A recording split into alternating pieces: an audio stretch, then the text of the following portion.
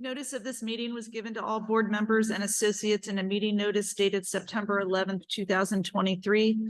Furthermore, on that date, a copy of such notice was sent to the Times, the Trentonian, and the Clerk of the Township of Hamilton.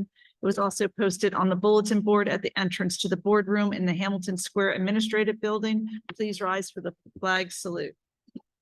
I pledge allegiance to the flag of the United States of America and to the republic for which it stands, one nation, under God, indivisible, with liberty and justice for all.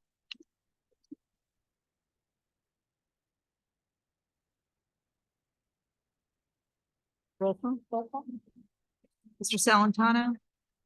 Here. Dr. Farrar. Here. Mr. Gonzalez. Here. Ms. Harvey. Here. Mr. Kanka. Dr. Kanka will not be here this evening. Dr. McSheen. Here. Ms. Soto. Here. Byrne. Here. Thornton. Here. We have a quorum. I'm going to ask Dr. Rocco. Yep. Good evening, everybody. We have a treat for the board and for the public that is watching tonight. We are at West, and we have members of the symphonic band here under the direction of Pete Serto and Davion Wheeler that are going to perform for us today. So I just want to thank our faculty who's here, and I want to thank our musicians who have come out today and are going to perform for us. So thank you.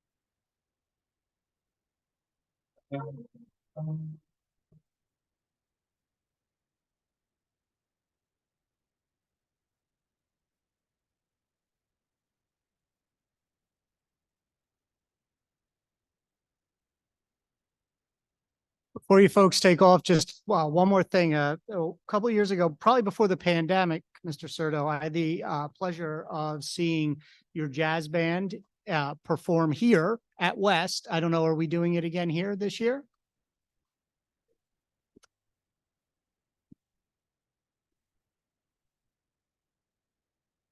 When they do next year, my recommendation is to the board and the public to come watch them perform. They were fantastic. So best of luck reforming, and thank you for performing, students.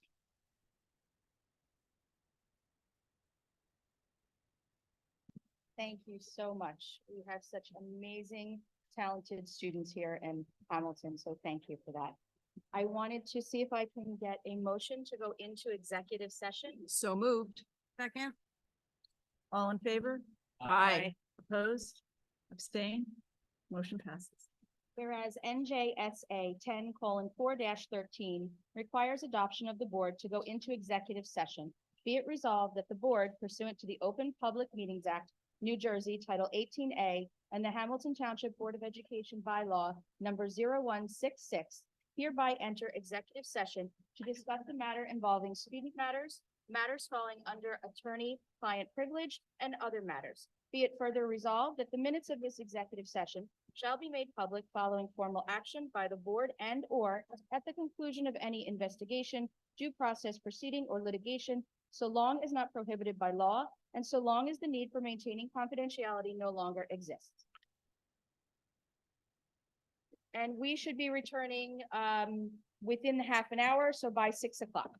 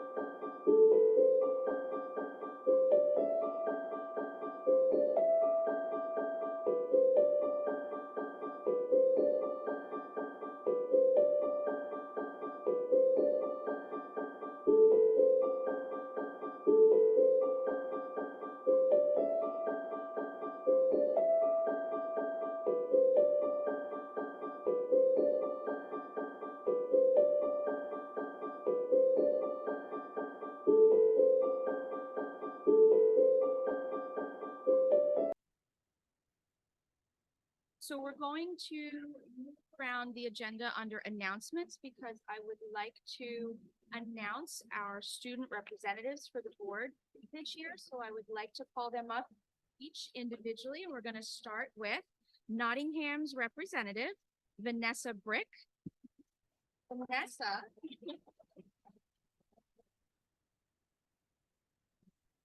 Vanessa is a proud member of the Nottingham North Star class of 2024 and is beginning her senior year at Nottingham. She's a member of the Key Club, the National Honor Society, the girls swim team, and the girls lacrosse team. She's involved with Nottingham student government and is also the French club president.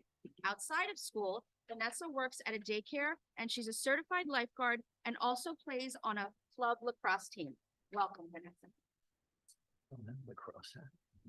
Oh, you want, okay, we're gonna do all three. So next I'd like to call up Steinert's board representative, Melissa Simpson.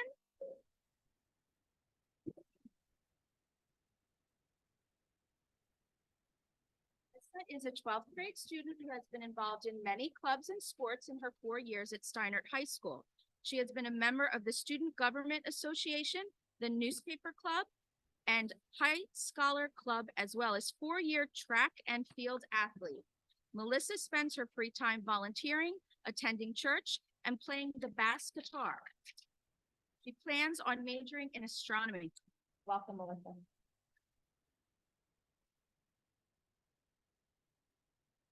And for Hamilton High West, our student representative, Benedita Ajay, and we'd like to be called Benny.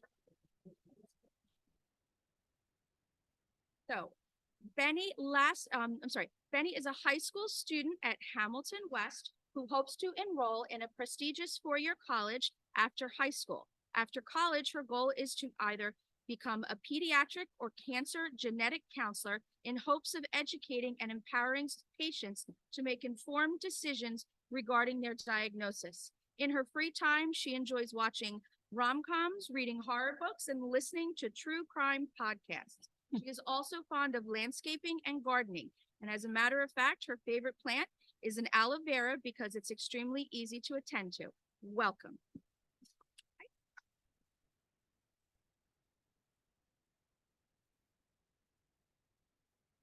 Thank you, Madam President. I'm going to swear them in now, okay?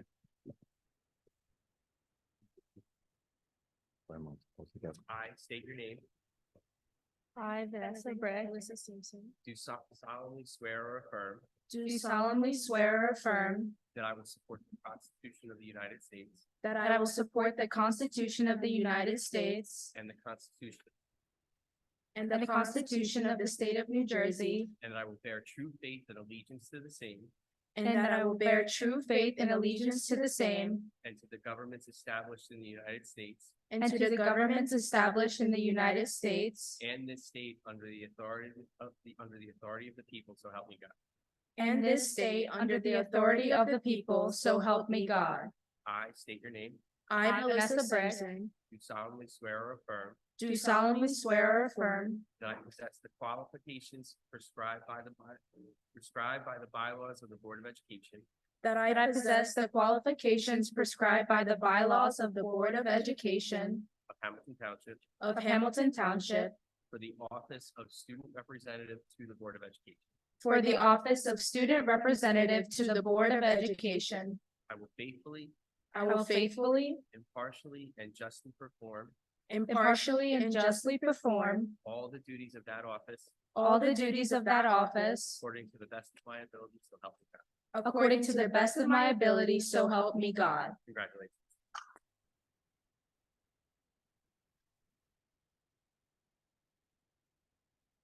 Please join us up here.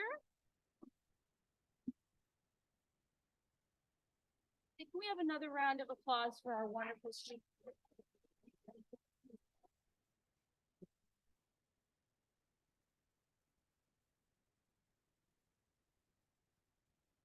Yes.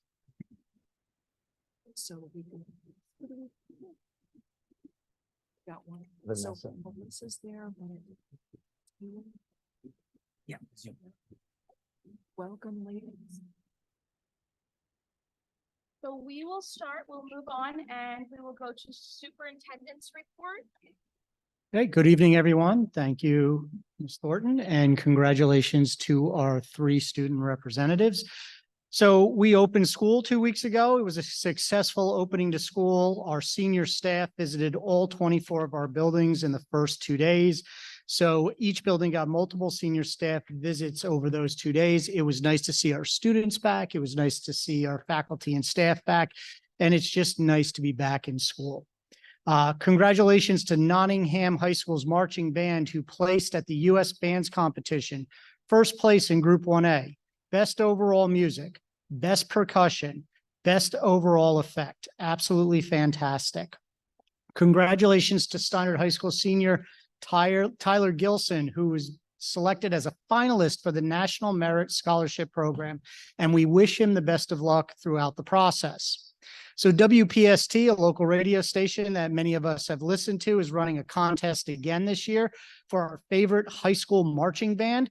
I ask all of our community we want to talk about One Hamilton, let's come together, go on the radio station's website and vote for all of our bands. Let's show them what HTSD pride is.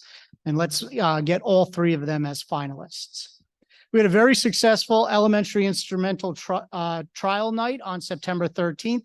It was so successful that there were lines to try instruments. And that is an exciting thing for us because just going back to the bands, we've been trying to grow our bands since the pandemic. And one of the great things in Hamilton Township at the elementary level is the instruments program that we have. And so to be able to have students go and try different instruments and say, I like this, I want to try this, I want to learn that's fantastic.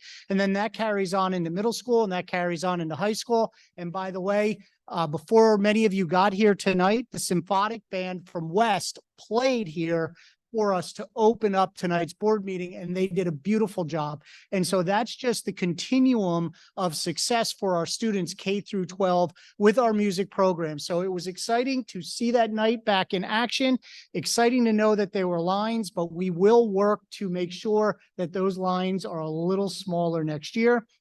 I would like to give a shout out and a thank you to our fine and performing arts supervisor and our music teachers for making that night possible for the parents and the students.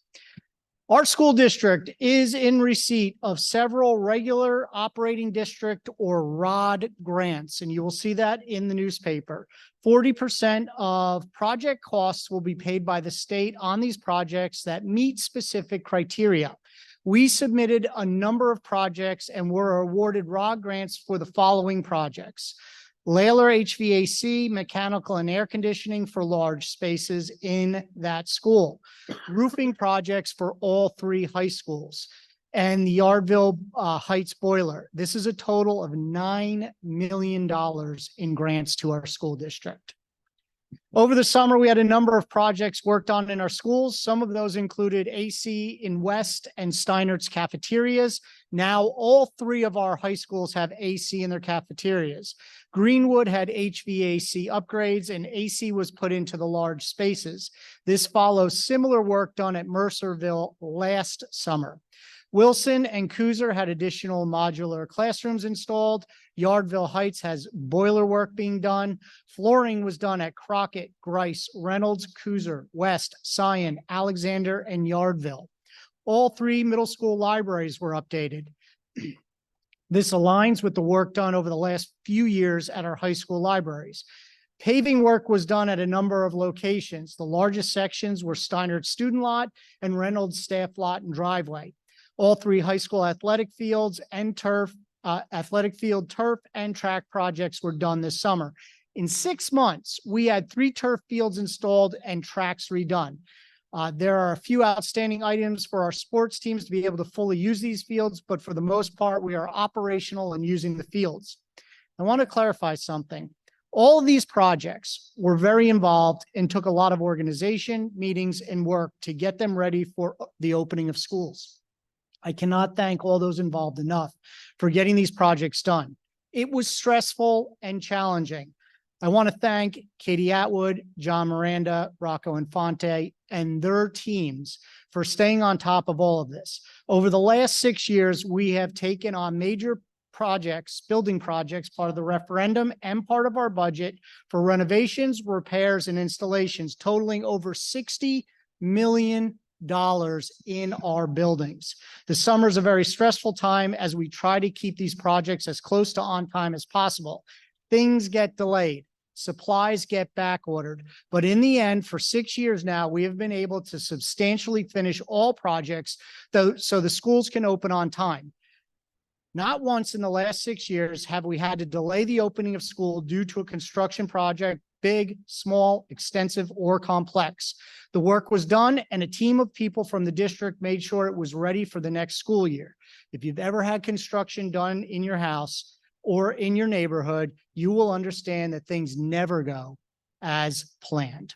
School construction is similar in that aspect. So I want to thank everybody that was involved in that. And we should be proud of the work that is done to upgrade all of our facilities. And that will continue on for the foreseeable future. Couple other topics, fall tutoring. The district administration has been actively researching and speaking with vendors to see if there's a possibility of hiring in-person tutors to help elementary students in the areas of math and English language arts, and I will refer to that as ELA from this point forward. The goal would be to have tutors providing small group tutoring and intervention within the math and our ELA periods, and that's during the school day. As with all spending of federal funds, the district is required to follow all state and federal guidelines for purchasing and services.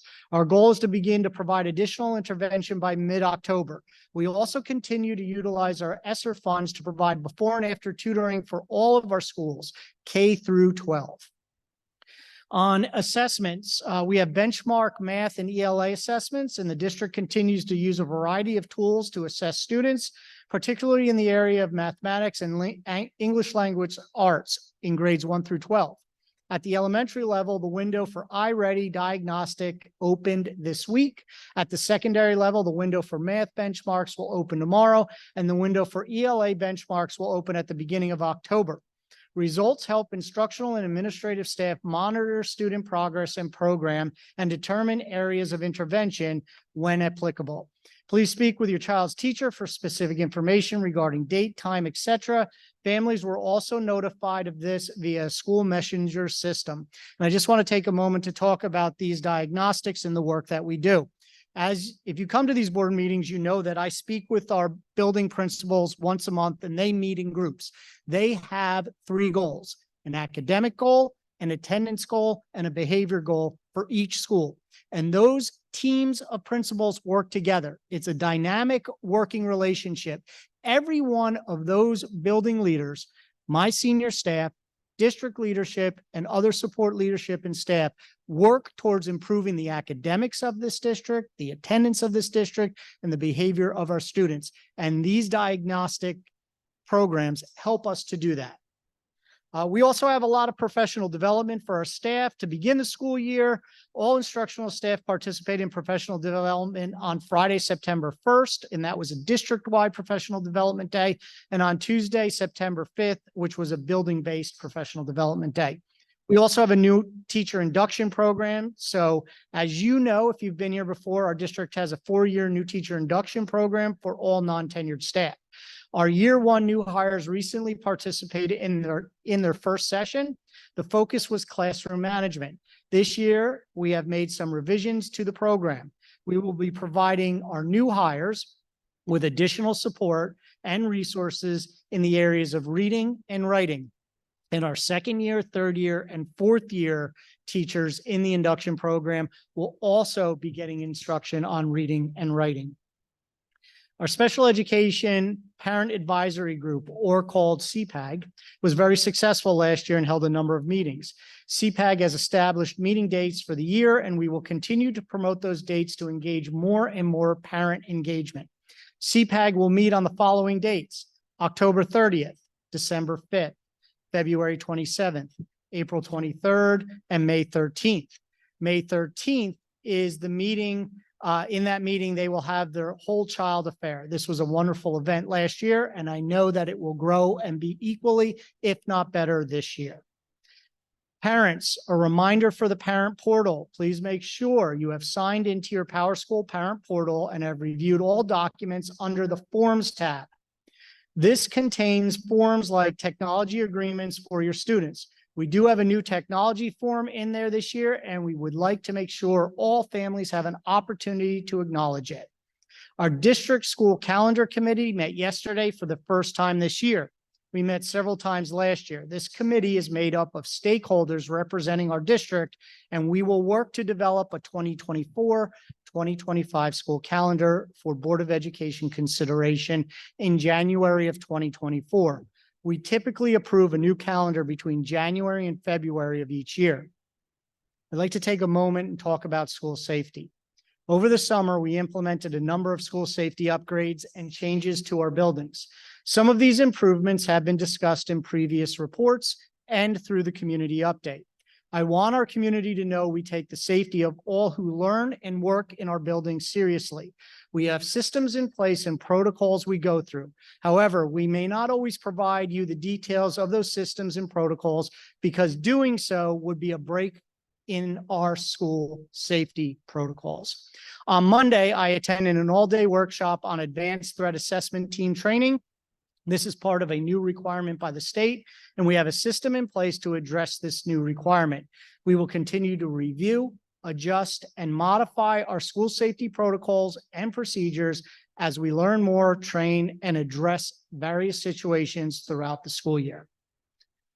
And finally, and I know I had a long report today, so I apologize for that. Finally, I will remind everybody from now until June, our theme this year is Every Day Counts. We're about 11 days into the school year. Every single day, every moment that we work with our students, we have an interaction with our students, we participate in something within our school district matters. I ask our staff, our faculty, our students, our parents, and our community members to work together with us and make sure that every day counts. Thank you. Thank you, Dr. Rocco. So at this time, do any Board of Education members have anything that they would like to report out? Harvey? Thank you. Had two announcements from the Langtree PTA. First, if anyone is available, we're having a dine out at Texas Roadhouse. You should mention Langtree PTA on next Tuesday, September 26th from 4 to 10%. So that it's a fundraiser. The next one is applicable to all PTA members, and hopefully my announcement will encourage some people who are not members of their own school's PTA to become members. There is a service-wide project that all the PTAs are working on for a food pantry, and they are now at the step where they need volunteers from their PTAs to help them with stocking, donations, and other things that just need volunteer work. So there might be just financial help or actual labor help. So however you want to help, just get involved in your local PTA. They're all working on the same project together as a community for our One Hamilton theme. So if you haven't checked out your own school's PTA, I encourage you to do it. Thank you. Dr. Ferrara? Thank you, Mrs. Thornton. I just actually got an email from Dr. Dickens Simons at Greenwood. This, there was a board meeting several years ago where actually a community member stood up and said, Greenwood will never amount to anything. I don't know if any of you remember that. It was pretty unsettling. This school is just amazing. First of all, they had absolutely no suspensions last year.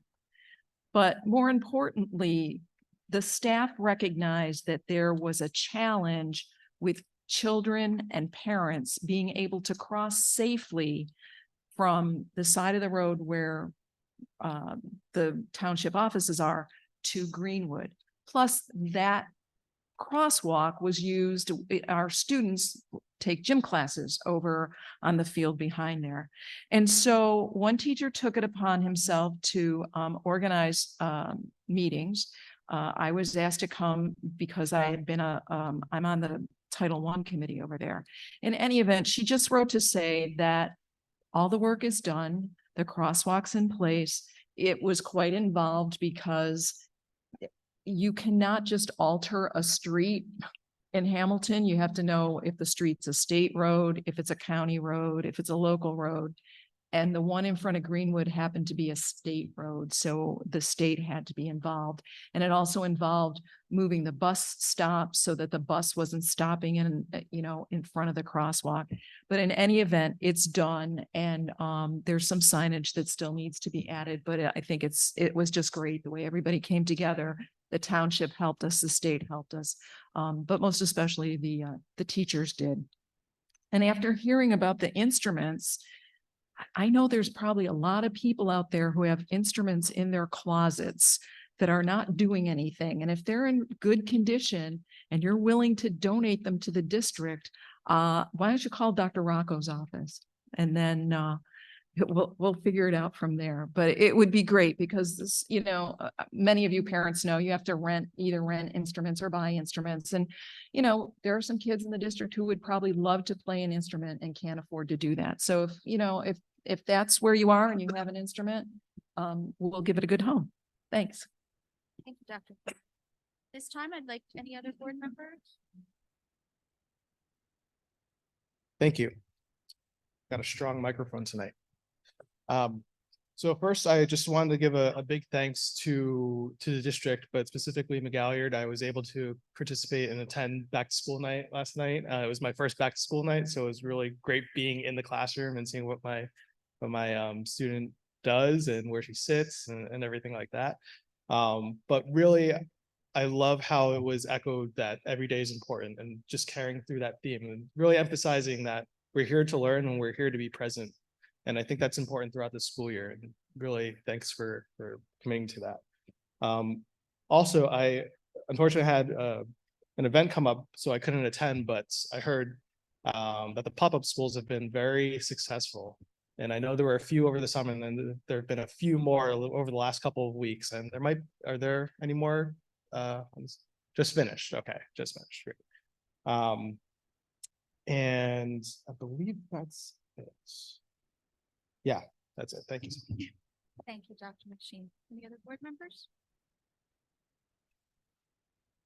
I'd like to move on to our student representatives. We'll start with Nottingham, Vanessa Brick. Do you have any announcements that you would like? It's an honor for me to be able to join you today and give you an outline of all the exciting activities and significant changes occurring at our school. It's a privilege to share with you the up-and-coming events of the Nottingham community. To begin, we can discuss the sports scene. Our students have been working hard and giving their all both on the field and the track. Field hockey, cross-country, football, and soccer have begun and are doing well. Our girls' soccer team has just secured a win against Hamilton High West with a score of 4-1. In recent encounters against Trenton High, our football team has also proved their strengths with their first win of the season. All of these successes are as a result of the commitment and effort put forward by our athletes, coaches, and fans. In related news, safety is still our school's top priority. We are happy to announce the installation of our weapons detection system and the hiring of additional security guards. These developments are quick and easy and provide protection to our school, students, and staff. Academics are also a priority with the SAT coming up on October 7th. A quality education goes beyond the classroom, so we are working hard to assist our students in their preparations. In addition, back to school night scheduled for September 28th is coming up. This offers a great opportunity for parents and guardians to interact with teachers and learn more about their children's educational experience. The arts and culture are thriving as well. We are excited to introduce the Chicago play, which will highlight the talents of the students. Additionally, our recently renovated field is fully operational and allows students to engage in a variety of activities. Looking ahead, the calendar is packed with exciting events. October 14th is the day of our Pink Out, which will raise awareness for breast cancer. Coming up, October 17th is Spirit Week with wacky races, where our students will come together to celebrate school pride. Our homecoming dance is scheduled for October 21st, as well as our homecoming football game, where we will honor and recognize our beloved seniors. As we move forward, we will continue to work to create a setting that promotes new development, security, and success. We look forward to your support as we anticipate the remainder of the school year. Thank you, Ms. Brick. We will then hear from Steinert's representative, Melissa Simpson. Good evening, everyone. I hope we are all well. My name is Melissa Simpson, and firstly, I would like to acknowledge how grateful I am to be able to speak on behalf of Steinert High School. As we are in the midst of our back to school 3 weeks in, are settling back in very well. Steiner is going successfully. We're all coming back to school and we feel very comfortable in the school, especially with the extra step we've taken towards safety as we have a new security detail. There are new security guards that have increased in our building, and we also have the metal detectors, which has made us feel very more comfortable in school. And we're glad that we have taken that extra step towards safety. As we've started, our sports team have started off with a successful season. We have many wins and very few losses. Our sports teams are settling back in very well. Our freshman boys soccer team, our varsity soccer team, girls tennis, cross country, we've just we started off with a successful season. So we're grateful to have such wonderful and talented athletes. As well as soccer teams, we have also sports teams. Clubs have also settled back in. Clubs such as the Black Student Union, SGA, Student Government Association, newspaper, dance team, and so much more have started their first meetings in the last week. And we are getting back to having our regular weekly meetings, doing activities such as, I know the SGA is coming up with homecoming, which will be on September 29th. And after, we will have our game versus Robbinsville. We also have a Mean Girls play coming up, which will display the talents of our actors and our skilled singers and so much more. So Steiner is really stoked to see what they have prepared for us. And thank you, that's it. If we can have Hamilton High West, Benny Ajay. Good evening, everybody. Thank you so much for having me here. I'm so honored to represent Hamilton High West. To start us off, the beginning of school has been going very great. Students are settling back in really easily with the help of the peer leadership program, which helps freshmen integrate into the high school more comfortably. In regards to the security system, we have also new metal detectors, and that's been working really, really well. It's been helping the school stay safe, and there's been like a decrease in students leaving the school and stuff like that. In regards to our clubs, the drama club is putting on a play, The Addams Family, for us, and they haven't set a date for their production yet, but they're working on that. Our back to school night at West is on September 28th at 6:30, and there's a homecoming football game against Montgomery at 2 p.m. this Saturday. And saving the best news for last, our homecoming is this Friday, and it's hosted by the SGA at from 6 to 9 p.m. in the gym. And then future events are coming up. I know in October we are going to be having our Halloween dance hosted by the student government. Thank you so much. Thank you very much. We always love hearing all the great things that are going on in our schools. So thank you very much, for student reps, and we're very happy to have you with us here. Moving on to committee reports. So we'll start with our board committee. So Mr. Kanka's not here, but I believe. So for our student reps, we absolutely would love for you to stay with us, but if you have homework or if you have things that you need to do, you are more than welcome to go at this time. But you're also more than welcome. Thank you. Okay, whatever you choose. Okay. Yeah. It's okay to go. It's okay. It's okay to go. You ready? You ready? Thank I mean, I'm ready to go. Yeah. Thanks. Great. See you next month.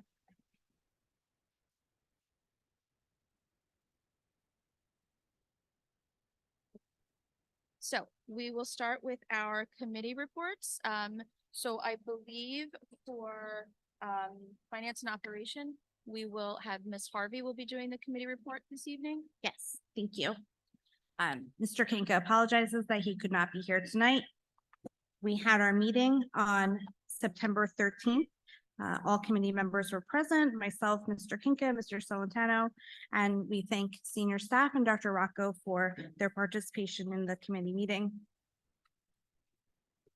Dr. Rocco reported back the first issue that we discussed, which were the ROD grant approvals. We also discussed the new athletic fields and that there was the ribbon cutting that had been the prior Saturday at all 3 high schools. We're excited that they could open and that they all had their games on the brand new fields. There is a issue we discussed at Steiner regarding piping. We then moved on to food service.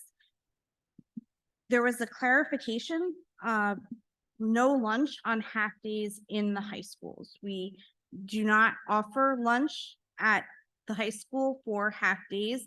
There was an error with Aramark that printed a menu, but we've now corrected that. And so we just wanted the public to understand it's because of the schedules that the students keep and that they are really dismissed at lunchtime. And even if they had a lunch, they would be eating at 9 in the morning, which doesn't really help with lunch. The other issue that we discussed for food service is that the state had changed the requirements. Dr. Rocco had noted that, but we discussed in greater depth about the push from the schools to have parents apply for free and reduced. I think we also got to the bottom of some parent confusion that it's because the way the state has now increased the federal monies that there are increased ways that you can qualify for the free lunch, and that what used to be reduced lunch is now free because it's paid for by the state. So I think there were letters, right, that were confusing to parents. So your letter really is just depending on who's funding the free lunch, the federal government or the state. So that's just clarification that we had. If you have those applications, we encourage you to submit them. Even if you don't think you will apply, just submit it anyway, because that will really help the district in its finances. We also discussed transportation issues and how to make transportation more efficient. One thing that you can do as a parent right now, Dr. Rocco mentioned about power schools. You can go on, if you know that you do not need your bus, you can go into Power School and unclick it. This would be different than some schools have paper forms that you fill out. The paper form is just for the school. But if you unclick that in Power School, that actually helps the district to save money because we won't put you on a bus. And then that will actually help the other issue that we discussed, which was subscription busing, that there is a growing need in our district for subscription busing. Right now, there's limited seats and we need to hold seats because there are students transferring into the district every day. So that if you are a parent who know you don't need transportation, then that would help us with helping others get their subscription busing.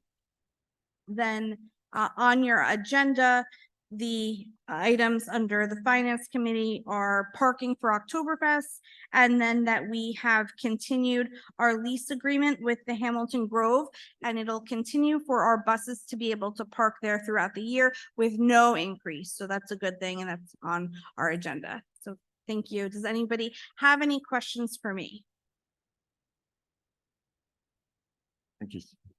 Mr. Sullivan. I just have a general statement, not a question. Once again, I made some comments at this meeting with regards to the issue with the Montclair agreement. I don't see my remarks here. And what bothers me about that is the other committees don't know what I said and what transpired, the give and take between, I believe it was Dr. Rocco, myself, and I think Mr. Kanka spoke up. But we need to do a better job because we'll address it when the item comes up.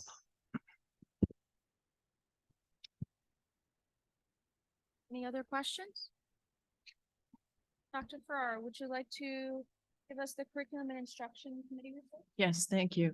Good evening, everyone. We had kind of a little shuffle last week for our committees in an effort to accommodate some board member schedules. So the CNI committee met at 4:15 and Ms. Soto and Mrs. Byrne and I were all in attendance. As is the case in our meetings, Mr. Scotto always opens our meetings with updates on what has happened under his watch. And he talked to us about the teacher orientation, which Dr. Rocco mentioned. It took place the week of the 21st of August, and there were 130 participants. Some of them were brand new this year. Some of them came in mid-year last year, and so they opted to attend the orientation. And they learn the ins and outs of the district. They meet the administrators, their colleagues, but probably the most important day is Tech Tuesday. And that's run by the district technology team. And they take the teachers through all the various apps that we use in the district. They assign them their computers. I can't say enough about our technology department. In fact, I was laughing the other day because when I started on the board, it was a hole in the wall in the basement of Park Avenue. And for a green screen, which is, you probably all know what that is, it was a tablecloth. So, but they do amazing work. And they, as board members, we are at times like, I can't get this done on my computer, and you pick up the phone and they walk you through like in 3 steps and you're like, oh, okay, at least I am. So I'm sure they had a great time with the technology people because they're just very creative and very, very knowledgeable. The teaching was tiered. So if we had people coming in with skills, they didn't have to like relearn something. They had more advanced offerings. So it was a very successful week of introduction to the district. And then Mr. Scotto turned around, and on Friday, the September 1st, the teachers and staff returned for their professional development for the opening of schools. And as Dr. Rocco said, the first day involved district level topics, and the second session took place in the building. That's where they meet one another, they talk about the year ahead, they get their rooms ready. Mr. Scotto also reminded us that the digital newsletters that the district has been sending out for the last couple of years would continue again this year. The newsletters cover pre-K, K-5, 6, 8, and 9, 12. They're available in English and Spanish. They're sent out via school messenger, but when they're posted, they're also posted on the district's website under the curriculum and instruction department. And the newsletters give family-friendly activities, ideas, just things that parents can do at home to reinforce learning. Now, what follows next are items discussed during our committee meeting that are coming to a vote tonight. And I will take these in the order that they appear on the agenda. We have a first reading for policy 2419, which is motion 8. This policy requires school districts to establish a school threat assessment teams. And Dr. Rocco referenced that in his comments. HTSD has used these teams and had these teams in place as best practice. So for this district, it's not new. What is new is the policy comes out of legislation, and it unifies the responsibilities and protocols for school threat assessment teams across the state. So now every district follows the same responsibilities, the same protocols. Approval for this policy will not require any new hires. And as you heard, Dr. Rocco has already started the training this week. We have second reads on policy 9100, the public relations policy, and policy 1648, which is a policy put in place during the pandemic. And those are motions 9 and 10. And motion 11 asks the board to approve the revised curriculum standards for the middle school English department. Okay, and that's all. Thank you. Thank you, Dr. Farrar. Any questions? Yes, Dr. Farrar, I think we spoke about cursive handwriting in our curriculum committee. I think that you were going to give a report, Yes. or Dr. Rocco. Yes, we did, Mrs. Byrne. And again, there were no decisions made about curriculum or on cursive. There were just conversations of what was potentially going to happen. And so when we have exact cursive programs that we're going to offer, then we will bring them to the table. Well, since this has been such a interesting topic, especially for myself and people in our community, I was wondering if Mr. Scotto. Mrs. Byrne, you cannot direct questions to Mr. Scotto. You can direct them to the president or me. If I may. Oh, Ms. sorry. Byrne, no, that's okay. It's just, if you would just direct a question to me. Okay, so the in regards to question. cursive writing. Yeah, so we've been speaking about cursive. I have at least for almost a year, both at meetings and behind closed doors. In August, we had a really lengthy discussion, and Mr. Scotto came up with some ideas. Once again, this in committee, we were talking about reinforcing second and third grade and what can be done for the students who are graduating who haven't learned this life skill.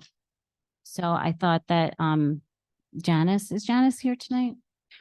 I know that she shares my passion for cursive, and I just thought that, it would be nice to give an update as to what our thoughts are and what our potential solutions are for this curriculum. I can address part of it, and if I get any of it wrong, Mr. Scotto can jump in. So I want to be clear to the public, first of all, which we've said many times here, dozens of times. Cursive writing is in our curriculum. We buy the materials at the schools. It is the responsibility of the teachers to fit that into the curriculum because it is not a state requirement. Again, Let me repeat it so we all are on the same page. It is not a state requirement, but we have it in our curriculum. And then we do budget money to make sure that the materials are there. And the teachers do have to fit that in based on all the other things that we are teaching. However, I believe there's two parts to this. Part one was, do we have it in our curriculum? Answer is yes. Second part is, what about the kids that were supposed to learn this during the pandemic and kind of lost, because if you're going to teach it, you kind of got to be there and watch kids and see how they're doing it. So Mr. Scotto is developing some programming for students who might be interested in it from about third or fourth grade, I think you said, through older grades, if there are kids that want to get additional support or interest in that. So he's going to develop that programming, bring that out to committee, and then we can officially report what that's going to be. But I think that's what you were referencing, right? So there's a lot of that being discussed right now, so that anybody during the pandemic who maybe didn't get the same amount of time can get an opportunity to get involved in that. Thank you, Dr. You're welcome. You know? So let me stay on that subject matter, because my concern is that we should probably be pushing this, make it part of our curriculum, even though it's not a state mandate. We have a number of things that are on our books here that aren't state mandated. And the reason I say that is because recently I ran into a youngster at one of the bagel places, and we were talking about paying things, and I was joking around with her. And I said, "Can you write cursive?" She says, "No, not really." I said, "Well, how do you pay bills?" I'm assuming that they have a checkbook. Now they use Venmo, PayPal, whatever they use, and that's fine. But Dr. Rocco just brought up something that kind of churned another question or a remark. And that is, if we're not teaching cursive and we have teachers now that have the option to teach cursive, if I understood it correctly, how are they going to teach cursive if they never learned cursive? You follow me? So, so my point is here, I think that we need to really stop pushing the rock down the road, or trying to push it uphill, and say, hey, does this board want to do this? Can we finally be leaders instead of followers? That's my question. Yes, please, Dr. So clarify a couple of points. You actually bring up an interesting twist to this, because we do hire a lot of graduates who graduated from Hamilton Township as students. And we hire maybe around 50% or so that didn't graduate from here. Vast majority of districts across the state of New Jersey do not teach cursive writing. So at some point, your issue that you bring up will become a reality. But I want to clarify something you said. We do teach it. It is in the curriculum. It's just not mandated by the state. So at some point, we will end up getting teachers who are teaching something they never learned, right? It's not far off, right? But you also brought up another interesting point, which I think we have to talk about, the modernization of things. I have a checkbook. You have a checkbook. Probably everybody at this table has a checkbook, right? Some people still write checks. Other people, they pay their bills different ways. Most people don't pay those things out. And when they do pay them out on paper, they're printing them. So the question will be, is the practicality of cursive writing down the road? I think that's a future debate. I think for now, and the issue that Ms. Burns has brought up, is the fact that we do teach it, but there's a segment of our students that maybe missed out a little bit. So we just want to make sure if they missed out and they're still interested in it, we provide some kind of programming so that they can catch up. And it does sound like the curriculum committee is discussing this, and I actually look forward to hearing more on it in the months to come, and, you know, possibly some additional resources for our students. So thank you. Dr. Farrar, is there anything else under curriculum instruction? No, thank you, Mrs. Thornton. Anyone else? Dr. McSheen, do you have anything for DCR? No report tonight. So I will go into the curriculum and instruction, I'm sorry, the personnel committee meeting, my apologies. So we did meet on September 13th, and at that time, we discussed various items. Dr. Rocco did give us a communications and finance update, as well as some other items. We did discuss the Montclair State Partnership, which you will see on the agenda for this evening. as well as the ongoing efforts of the district to fill spots and positions that are vacant. You will see quite a few positions that are being filled. So some of the vacancies that we actually discussed in our personnel committee have already been filled. So again, I commend the administration on their efforts in doing their very best to make sure that we're filling our vacancies. We all know that it is a little difficult at this time. So that is all that I have for the curriculum instruction. I keep saying, sorry, personnel, my apology. Do you want my job? You want my Want job to as switch? You wanna chair? Yeah, switch? we could switch. Mrs. Thornton, since Mr. Celentano brought it up, somebody probably needs to explain the Montclair program that Montclair we're State getting. Yeah. Partnership? Yep. Okay, we'll be happy to provide that. Dr. Rocco, did you want to go through the Montclair State Partnership? Yeah, and I'm going to let Dr. Copeland also jump in here. So we have an opportunity to collaborate with Montclair on an initiative that they have. And if we approve this agreement, that we would be connected with them and connected with some Black male teachers. That's the recruitment minority teachers. Black male teachers make up 1.3% of public school teachers in the United States right now.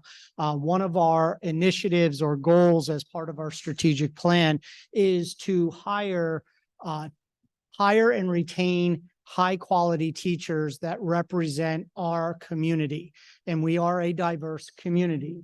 And so this is an opportunity to connect with higher education. We already have a problem with hiring educators as a whole across this country. I just was on my government relations committee for my Superintendent's Association today.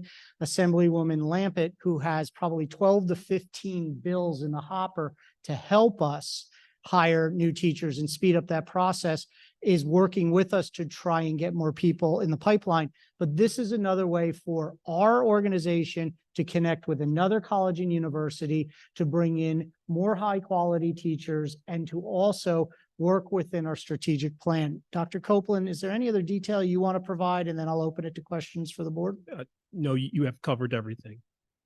Dr. Rocco, I think the one piece is that this initiative is being funded by a grant out of Trenton. That is correct. Ms. Thornton? Yes, So if I could Mr. follow up, it's a good question. How long is this grant going to be for? Or are we going to end up, picking up the tab down the future like we've done in other things that we've been sorry for? It's a great question. So one, I'll answer the last part of that first. No, we will not be responsible for picking up any tab on this because once the state money runs out, the program is only for the extent of the state money unless it gets extended. But Dr. Copeland, is this a 2-year grant? This is a 3-year. 3-year grant. Yes. And the other part of my thought process here is I think it's for the alternative route candidate. Am I correct? I believe that is. I think that's what I read. And That if is that's correct. the case, we already can do that. So I'm trying to figure out what's in it for Montclair. And, I know what's in it for us. Okay. We get bodies and they get paid for. All right. And the other thing that bothers me about this thing is that how can we distinguish a particular group of individuals without having kickback on that? I mean, it actually says for black males only. That's just, this is 2023. Well, it's an underrepresented group within education, just like Okay. if you do studies at the superintendent ranks, there are vastly more male than there are female superintendents, and there are many initiatives to encourage more female leaders to go into superintendency. The same is true here, where we're trying to diversify the teaching field and making sure that our students who are diverse actually see somebody that represents them. And I'm not saying in every class, but in classes, and so every teacher in our district, no matter who they are, male, female, what their culture is, what their religion is, they develop relationships with our students. And so if we're able to bring more staff in and we go out and we go and explore other ways of getting more staff, alternate route being one of them, you are correct, then we are making more connections for our students. You're right. every college right now is looking to expand their alternate route program. And you've been on the board a long time, and probably during the heyday of alternate route, which is about 8 or 9 years ago, when there were lots of people going into the alternate route program, and then a lot of those programs dropped. Now they're trying to bring them back up because there are not a lot of people coming out in education majors. I'm just a little surprised that the state of New Jersey, the way that is worded, is allowed to go out there. I really, it just bothers me because I wasn't raised like that. Okay, I don't need somebody to tell me who we have to hire, who we have to do. I just wasn't raised that way. So I guess it bothers me to a point that it doesn't do anything for those people out there who, the haters, I'll use the term, the haters are going to try to take advantage of this, and I don't want to see that happen. I have a question. When I look at this, it only says recruiting men of color. I don't see the word black anywhere, but I had discussions with other board members that were like, no, it specifically means black, but that's not what I understood in our committee meeting. That is correct. It's Latino, Hispanic, as well as African-American men. So then I apologize, I misspoke on what the criteria was. But it's not that these are individuals who already have bachelor's degrees who are interested in becoming teachers. And as alternate route, they go to Montclair at night after school, after work, and they are doing a dual purpose. And it's not that we're taking just anybody that Montclair is giving us. We are allowed to interview the people that are in the program and select who we want. And Dr. Rocco, correct me, I believe Dr. Copeland said that we are taking 3 people. Yes, it's three per year, and the term of the grant is 2024 through 2027. And I have another follow-up question. Someone else expressed to me that these people would not be supervised by us, but I believed that just like any other member of our schools, any other staff member, if someone was not prepared or up to the job, we could relieve them of their duty just like any other staff member. Any employee who's hired as a teacher will receive the standard and more observations that are required to have to determine if we continue employment. So, and then if they're alternate route working through an organization, a college, a university, they send out individuals also. And these individuals for alternate route are required to take a set number of classes. I forget if it's 6 classes or what the number is to be certified, depending on what degree they have and if they have a master's or bachelor's or whatever they have. And don't they get a district mentor? And they have a mentor. Yes. And they have the induction program. Do they have to have a certain GPA to graduate from that? I'll ask Dr. Copeland to answer that. Yes, they have a specific GPA to enter the program. And then there is a GPA that they are required to maintain throughout the program. Do we know what that is? I would have to check with the university, but it's typically between 2.75 and 3.0. It depends on the institute. Ms. Harvey. And My question is, when we discussed this in committee, we didn't have the actual document in front of us. So my understanding was that we were interviewing the up to 3 teachers that we would take on, but we weren't committed to actually taking someone. Basically, they had to meet our standards. Correct. Anyway. Okay, so we're just saying that we might take up to 3 teachers through this program, but they still have to be interviewed and we still make the hiring decision. Yes, they follow our procedures for every candidate that we place in a classroom. Thank you. Mr. Selling. the other question I had asked at our meeting was, so how did this all germinate? Okay, and I think if I could recall, and Scott, you can correct me on this one, I think it was that Montclair reached out to us, or do we reach out to them? Because it's a big difference, because I'll ask Dr. Copeland about that. Sure. Montclair reached out to us. There is a similar program at Rowan University, which is in its first year. Again, Montclair reached out to us to see if we would be interested in partnering with them with the goal of us continuing to increase our teaching ranks. I guess I want to know is how did they pick Hamilton Township? They throw a dart on the dartboard, or are we just, one of those communities that we just pick up anything that comes along? And don't, Well, I would like to think. no, Exactly. no, because think about this. Because we're a wonderful district. Think about this. I didn't mean it that way. I'm just saying, you throw the dart at the dartboard, that's where we go. So how did that happen? Only because I think if there was information out there, if there was a document out there, the board should have seen it. Okay, so we know where it's coming from. I like to try to be complete. I know it's impossible to be complete because there's always questions that come up after you think you're done. So I don't know if anybody can answer that one. How did they select Hamilton Township? If it was they and it wasn't us. They reached out to us, and as Dr. Copeland has confirmed. However, I think the months of me sitting up here, me messaging you, the board, about the difficulties in hiring new employees because the pool is small, this gives us an opportunity. So to be selected, I can't pose a reason why we were selected. We typically work with a number of colleges and universities. We work very closely with Rider University, very closely with the College of New Jersey and some others.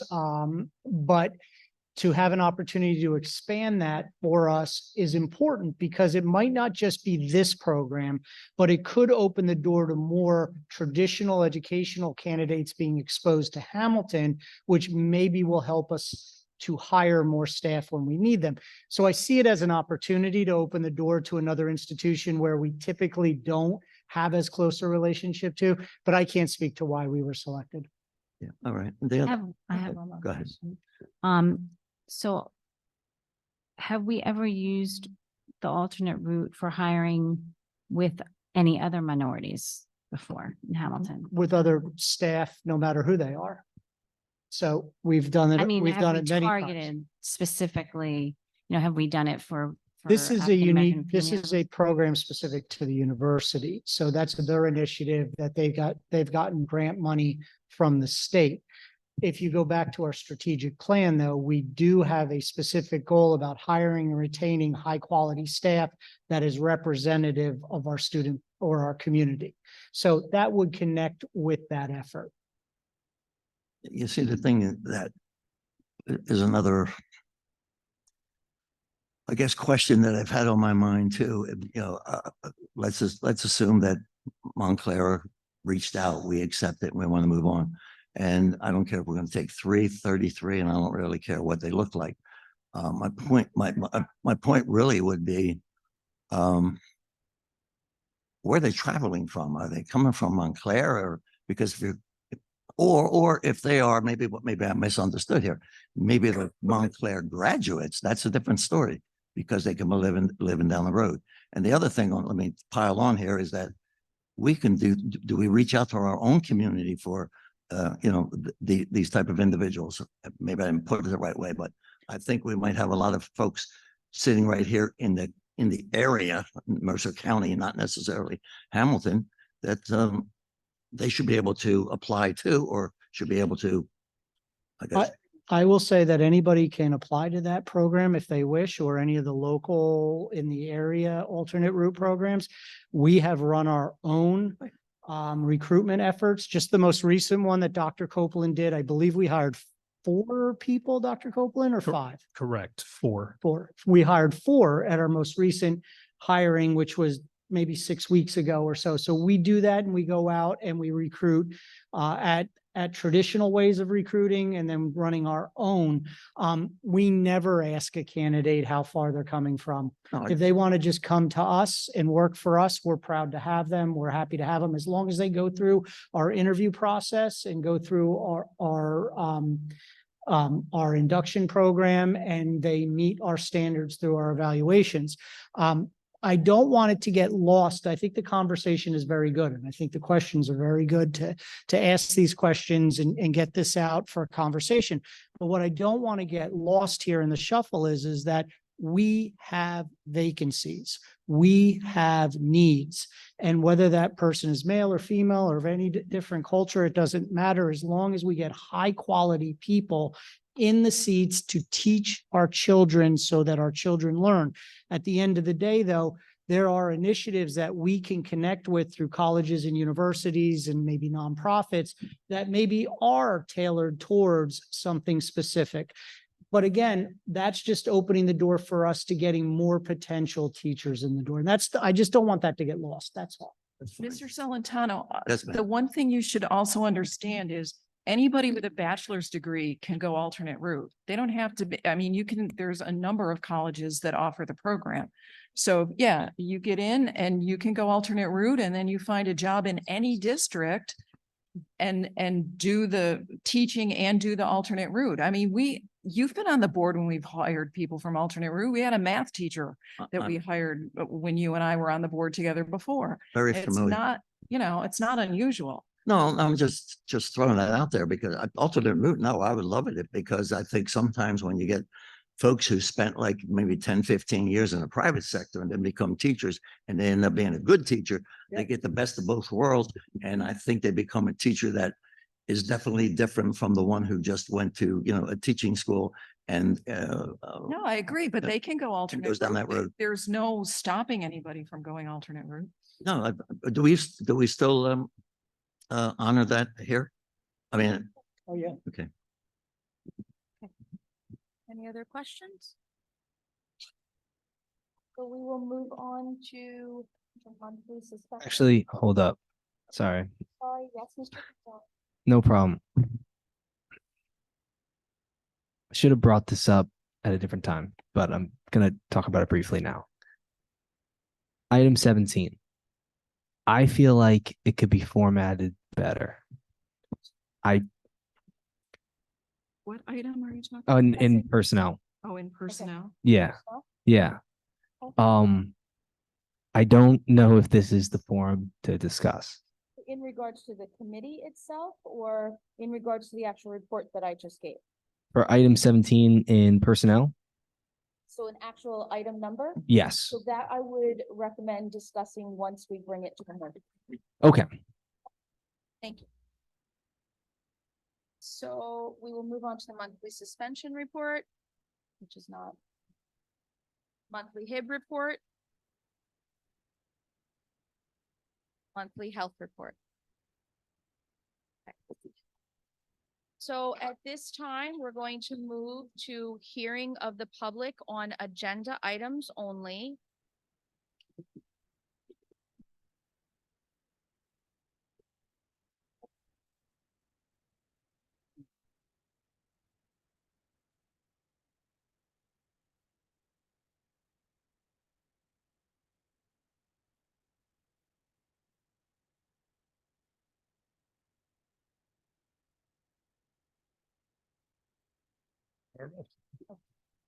Thank you very much.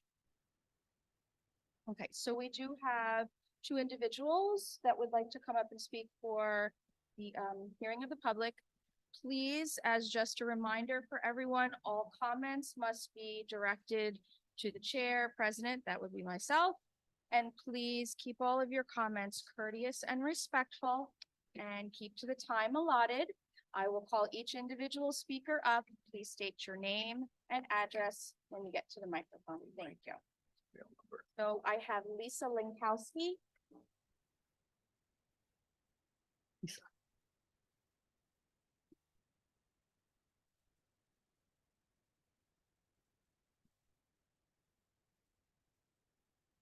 Hi, good evening.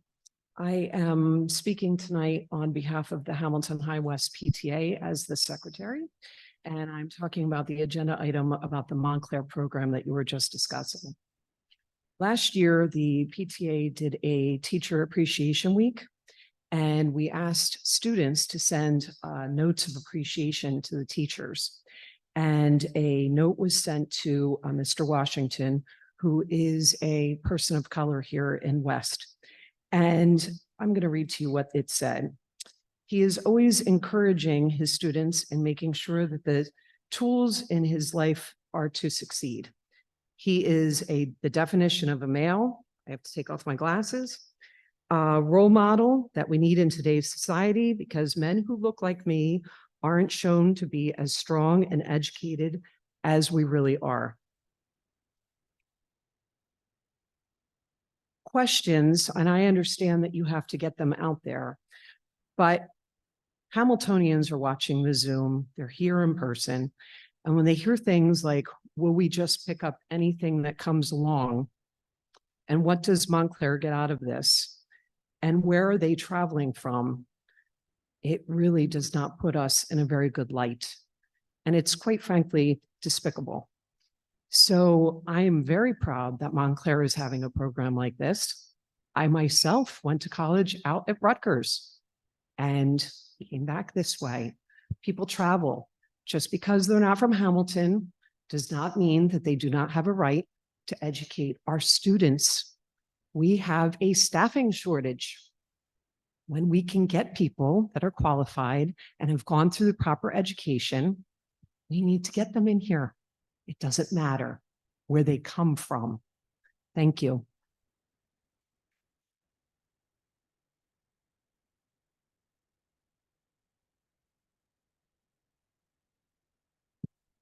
Megan Stanton.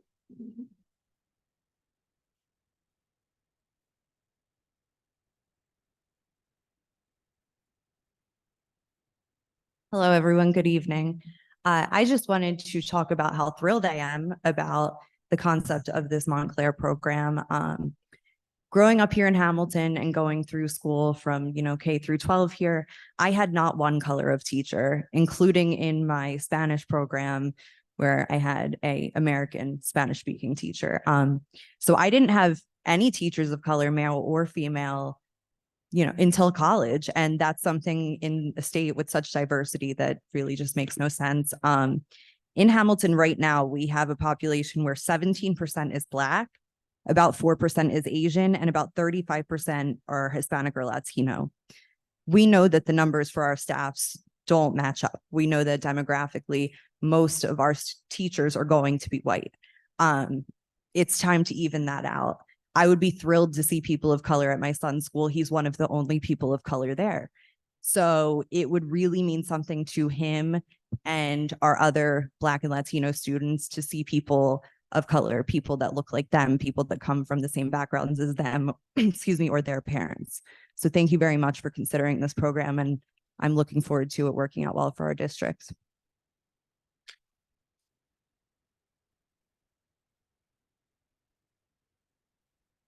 Thank you. That does conclude the hearing of the public on agenda items. And we will now move on to curriculum and instruction. Dr. Farrar, can you take us through curriculum and instruction? I sure can. Upon the recommendation of the superintendent, I move items 1 through 13. Second. Do we have any questions from board members in regards to items 1 through 13? I do. Patrick, I'm wondering if it's possible to get a copy to me or to the full board if they so choose of let me just see here for the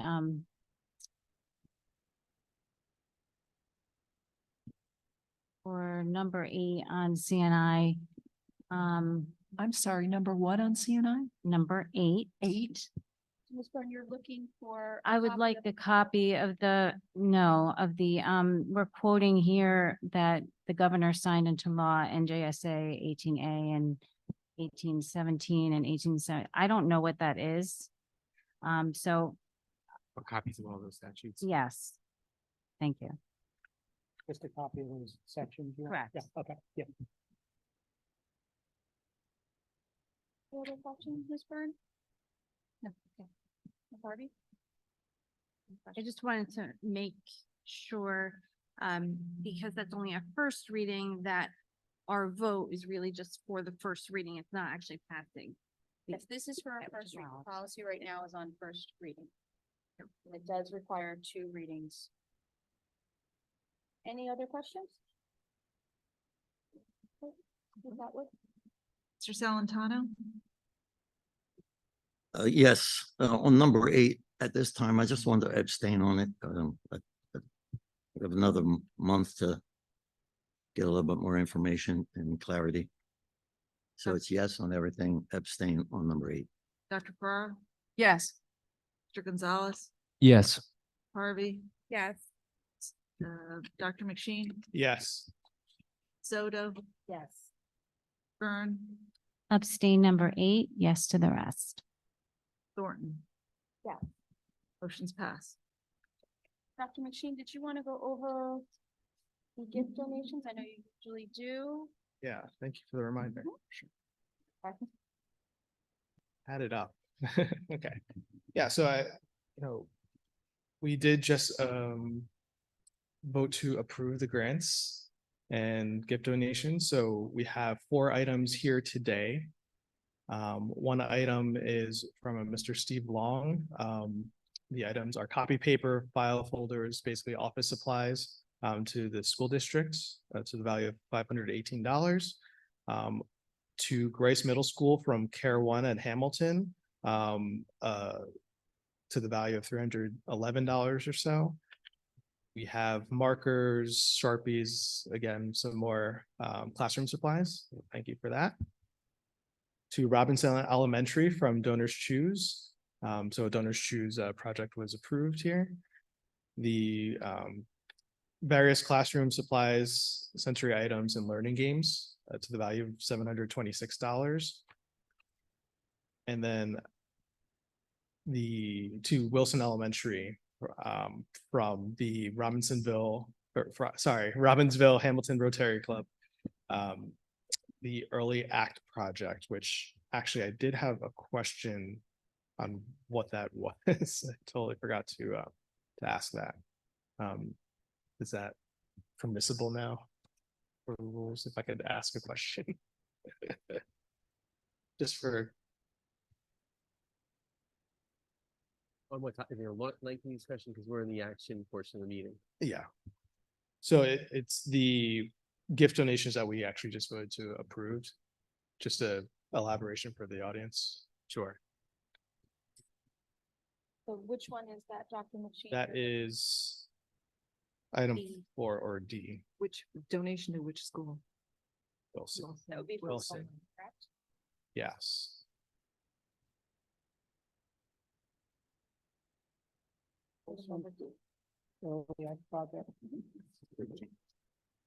Mr. Scotto, do you have a little more detail on that, the Rotary? I can, of course, provide the board with additional information and put in the board library, but the backup that I have here is, and I just want to clarify, Dr. McSheen, you're referring to the Wilson donation? Yes, correct. Correct. Donor was Robbinsville Hamilton Rotary Club. And if you just give me a moment, if you want to move on to the next section of the agenda, I may be able to pull up some additional backup that's sent to my office before it gets on the agenda. Just give me a moment.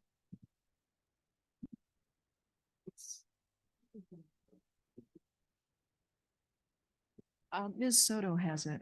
Yeah, if I may, the Early Act is actually a program of the Rotary, targeting K-5 students, which engages them in community service projects.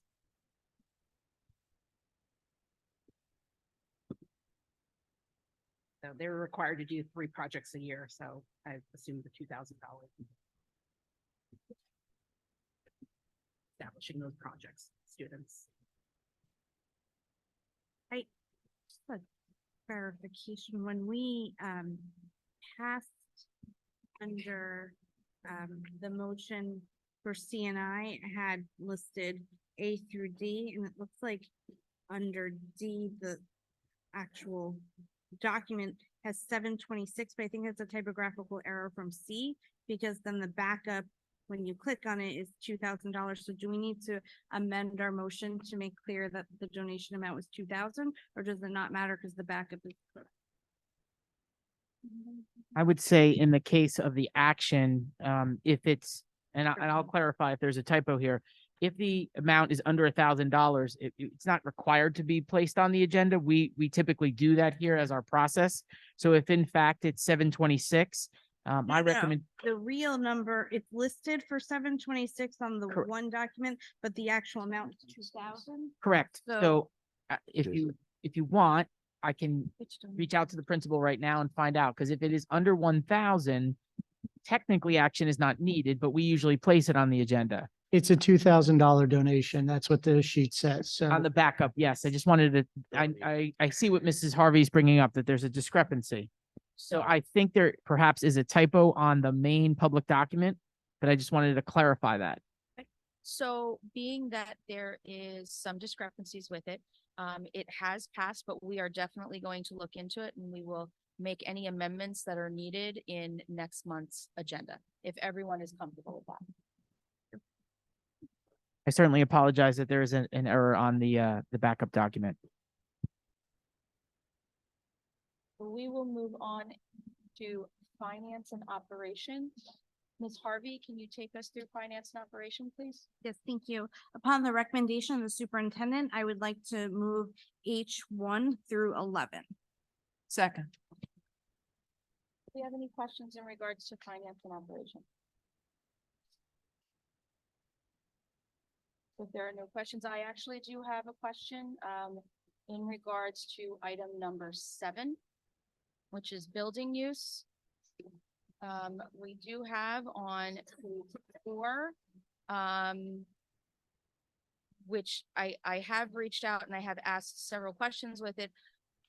I do not feel comfortable charging the amounts that are being charged at this time to utilize the schools, being that these are all from organizations within our schools, whether it be booster clubs, PTAs, and primarily 99.9% of what they do to have fundraisers and raise money goes right back to the students and the schools. So I don't know if I have no problem voting for them to use the building. I'm just not going to be voting for the items that they're being charged for. I think there's some still questions that have to be answered in regards to coverage and things like that. And I honestly don't know, again, some of these are quite high in cost and it's probably more than what some of these fundraisers will be bringing in. So again, that's where my concerns are. So I don't know how to move forward with this to get some additional answers on it, but at this time, I can't support the amount that we're charging them. Ms. Thornton? Yes. Mr. Gonzalez. Mr. Gonzalez. Are you talking specifically about like the PTA or You see on building applications with use, you'll see that there are charges 1 through 6. And they are custodial charges, and I do understand that, but I think we need to take into consideration if there are individuals that are here, we shouldn't be charging, and I think that's where the misunderstandings might be, because I don't know if there are individuals here. So again, with that being said, and again, my concerns are, I do understand what the policy reads, which is why I would like the policy to be discussed in all of our committees so we can take a look to see what we can do. Because, as I said before, 99.9% of all funds that are being raised by these organizations are going directly back to the school. And I use number 5 as an example, music in motion. So Mrs. Thornton, I have an idea. If you look at all of these applications, we will be having, except for the marching unit, which is October 7th, and the soccer, the Hamilton soccer, all the rest of them come after the next board meeting. So you could technically pull out this whole page. And can we do that, Mr. Carrick? Can we pull a page out of a motion? No? Would have Okay. to, here's my concern with that though. So you do see in the one for February, we do have time, but the ones for, as you said, October and September and even November, they would have to start advertising for fundraisers if they are open to the school community, and I would hate for them to be waiting and then not be able to advertise because these are fundraisers. And again, I just bring up some of them. I mean, number 4 is directly for the students.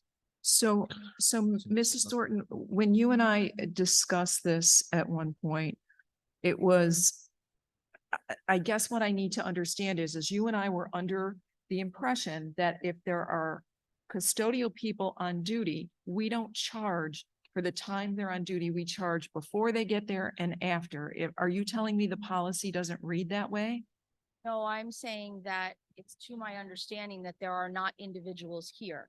And perhaps these organizations were not aware of that when they applied for this, because it's always been the practice where they are here. But I And guess, then perhaps they only have to fill 1 or 2 hours here and there, which is quite drastically different than the charges that you see here. well, but I guess the question is, and I guess if you could direct it to either Dr. Rocco or Ms. Atwood, is why are these numbers the way they are? Yeah, I can answer that. And let me start with a couple of things. Number one, we support the PTA at every building, and we make an effort to work with every PTA.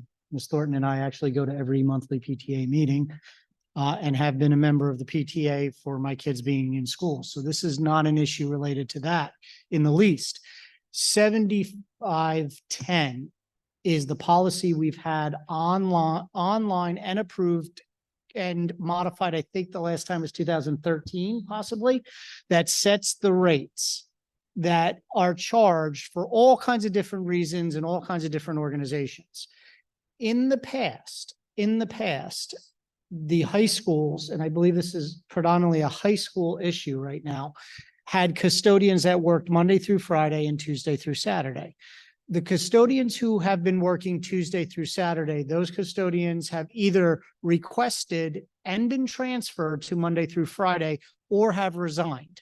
So just like when we have teacher issues, we also have issues of hiring support staff.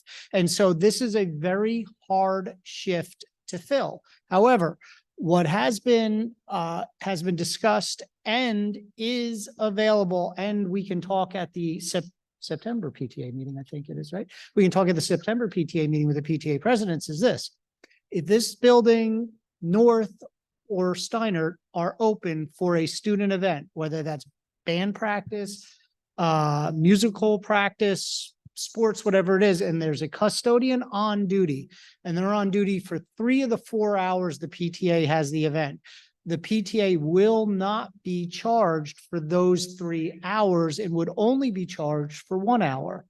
And I believe the rate is $60 per hour. So right now, what is on here is what the maximum charge would be, but those charges will be backed off based on when these buildings are open and a custodian is here. That's a little bit of a complex issue because these buildings are open a lot. Monday through Saturday, these buildings are open a lot. As parents, as community members, you drive past our high schools, there's always kids here. However, the timing of the events is what's at question, right? So if the play practice is from 9 to 12 and that doesn't fit with what the other program is, then the people that are having the other program, the PTA would pay for the person, the custodian, either to stay or start earlier. But what is listed here is the maximum amount that they would be charged if we had to bring a custodian in because no custodian was assigned. But I'm going to take it another step further. And I actually did show the board president this because we spoke about this today. We have posted for Tuesday through Saturday custodians. We are looking to fill those positions for a couple of reasons. One, it helps us with our cleaning, but 2, it also helps our PTAs because it lowers their out-of-pocket costs to run an event for our students and our community. So we've posted for those positions. If we get people between now and October for those positions, we will approve them in October. So we have a multi-tiered approach to try and address the situation. But just as we talked about before with trying to open the door to recruiting more teachers from lots of different places, we're trying to recruit staff to fill those vacancies too. And that's the reason why this is where it is right now. Ms. Atwood, did I correctly address that? That is correct. And mean, it's actually more fiscally prudent for us to have a Tuesday through Friday, Saturday, because we have to pay time and a half on Saturdays. But that's why it's to some extent easier to get Saturday coverage when you're paying overtime versus the Tuesday through Friday, Saturday shift. But we have been actively looking for the position. And I have actually met with staff over in our facility office to ensure we have a process in place to assure when a custodian is covered and identified needs to come in, we will adjust those costs. But this was the by board policy. And I personally didn't know how to move this forward if we didn't follow the board policy. I assume that we would work with these organizations to explain that they could change the time so that it met coverage. So we're just approving the absolute max that they would have to pay, but they could also try to change. Yes, absolutely. And on that note, yesterday I had a meeting with our high school principals and we spoke about this and we spoke about working with our PTAs and talking with them about the events they want to hold and the timing of when the building is open for various other student activities to offset those costs or remove them altogether. Just for clarification for anyone who hasn't seen the schedule, all these events are Saturday and one is Sunday. Correct. So, Sunday would pay. yeah. We don't normally have a Sunday coverage. We is what don't. I was trying to interject and I shouldn't. It's hard. I'm up here. and I feel like I'm in an Okay. internal meeting again. So excuse me. So in case anybody hasn't added it up, it comes to those items right there come to less than $3,000, 2,880 if I add it correctly. I know we have a policy. But it does strike me like I get slapped in the face when I say things like organizations that we actually need, they do everything for our youngsters, plus the community. And like you said, Madam President, these fees, I don't know what we could do right now, to be honest with you. I mean, short of listening to what, well, if we pull the items, then as Ms. Ferrara said, our next meeting is not until the middle of October, so I don't know if that bodes well. Because Two on here that would be greatly affected by that.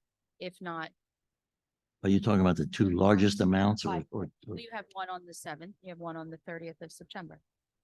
And then you have the other ones in November and December and February. The November and December ones, again, I would have to say, just from experience, you would have to be able to put notice out to your school community in regards to some of these, because again, they are fundraisers. when did we start charging the PTAs? If I can remember correctly, it must have happened somewhere when I was sleeping because we at one time, we did not charge. We do have a policy in Yeah, regards. I know we do, but Tiered approach in regards to building use for any organization, but it's always, and again, I've been here for a while and I've never seen numbers like this. You might see some in regards to maybe an hour here or an hour there, because I do know that you will have organizations that will budget that in their budgets because they're aware of that. But I don't think that because the situation has now changed where you might not have someone here on a Saturday or in different hours, that now you're charging quite a bit more. And again, I'm only speaking my opinion in regards to it, which is why I would like to revisit the policy and am asking the curriculum instruction to bring it up so that we can take a look and look at it since the situation has changed. Because even though we did post for it, doesn't mean that we'd be able to fill it. And I just think moving forward, we need to make some decisions and, decide what we would like to do, if perhaps amend the policy or look further into it so that we can continue to support, which we do 100%. Dr. Rocco, you're absolutely right. The PTAs and the organizations, because they ultimately are here for our students and our community. Well, if I understand this correctly, the numbers are like this because there are no custodians on Saturday. So in order to, if we change that, then it just means that the district takes on the cost of paying for the custodians for these projects. Is that what you're thinking? I think we need to take a look to see, because as Dr. Rocco said, our buildings are always in use. You have sporting events, you have the drama clubs and the theaters that are here. So could it be that we work on a calendar of events so that PTAs have the ability before they plan things to know when there will be someone here if we don't get someone for a Saturday? Just, more clarification. But again, I cannot support. No, I charging at understand this your time position. I'm just those trying to prices. understand the problem. So when we have an athletic event on the football field, is the building open on Saturday?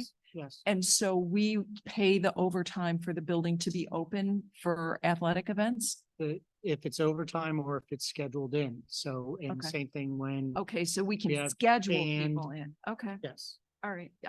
We'll pull it and look at it, Mrs. Thornton. So are we going to vote are we going to vote on this motion? You're gonna pull that section, Motion to. remove? Yeah, I'm not making a motion. I mean, to pull it, like I said, my concern are if we pull this motion or we table these, you have two events here that are happening way before our next meeting. Well, So if you it make, wouldn't be able to happen because you need board approval and that, So if we pass the motion and tell them that they can change the date and it would be cheaper, then that would be an option for them. That's not an option. I know for Music in Motion, the date is set by US bands. Mhm. I'd like to make a friendly amendment to motion H7, page 4. Item, either do them all or don't do any at all. no, that item 4 and 5 on page 4, that we waive the fee for these groups and that we table items 1 through 3 and 6 on page 4. That's a friendly amendment. Table I don't- I which, don't- Table 1 through 3 and 6 on page 4. Motion 7. And what did you do with the other two? And with Mrs. Harvey? 4 and 5, my friendly amendment is to waive the fee for these two groups. I think you can do that. So you need to first ask for her objection to the amendment. They're in a, I second it. Friendly amendment. She made it as a friendly amendment. So if there's unanimous consent, it automatically passes. If there's any objection whatsoever, it automatically fails. Okay, so the amendment fails. You had another amendment you want to make? Go ahead. so I'd like to make an amendment to H7, line items 1 through 6 on page 4, to waive the fees for all items. Wait a minute. How? Regular motion. So this Regular requires a motion. second. She made a motion. Did we pass that? No. No, she made a friendly amendment, Ah. which is essentially like a request for a consent motion, and there was not unanimous consent, so it failed. So now a regular amendment is being made, which requires a second. Okay, and wait, I didn't. 1 through 6, no fees. Second. Second. Who's the second? Simultaneously, does you get to choose? So you're moving to abolish all the fees that are listed, is that Yes, that's the amendment. except the Sunday project? All of them. I thought it was all of them. She did Yeah, all of them. but Sunday would have cost whether we had this issue or not. They would have had to pay for a custodian on a Sunday because we don't have custodians on Sunday. Well, the amendment passed, so you could then Oh, vote down. I'm so confused.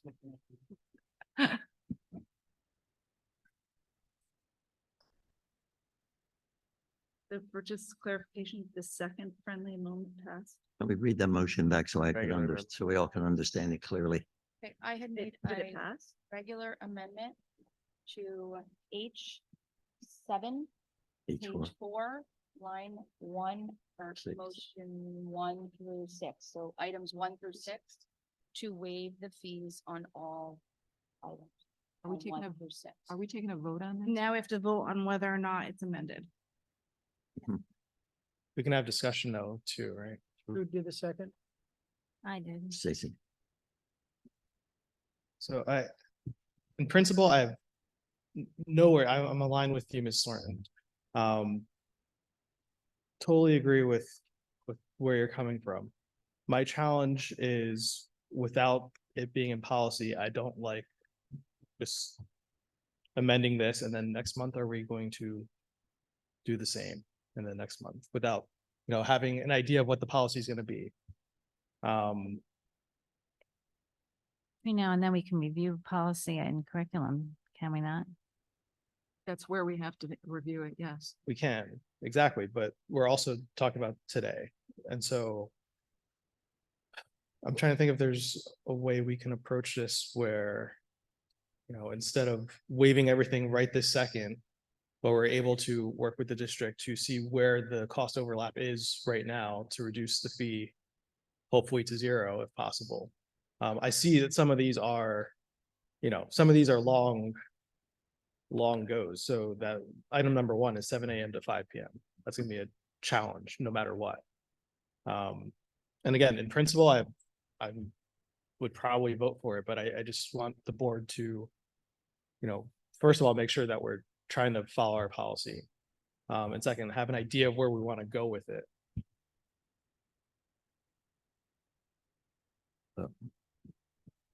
It's a good point. It's a good point, but I'm just looking at something here. So the marching unit, Parents Association, I see that they're using the gym and the fields. Okay, so the gym is inside. Okay, so we would need a custodian there because I'm looking at it. If it rains, then it's the cafe. So the rate would still be the same, I guess, right? The rates are what, $60 an hour, you said? Yes. Okay, that's OT rate on weekends.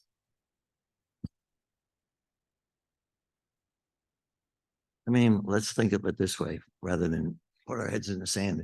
It's a total of $2,880. Double check it for me. So are we going to sit here all night worrying about $2,880 when we're spending $220 million or whatever we're spending? And for at least this particular moment in time, move on and then make sure we get the policy correct and make sure we indicate that this is on an as needed basis. It's not something that's going to be permanent every month, like Jason said.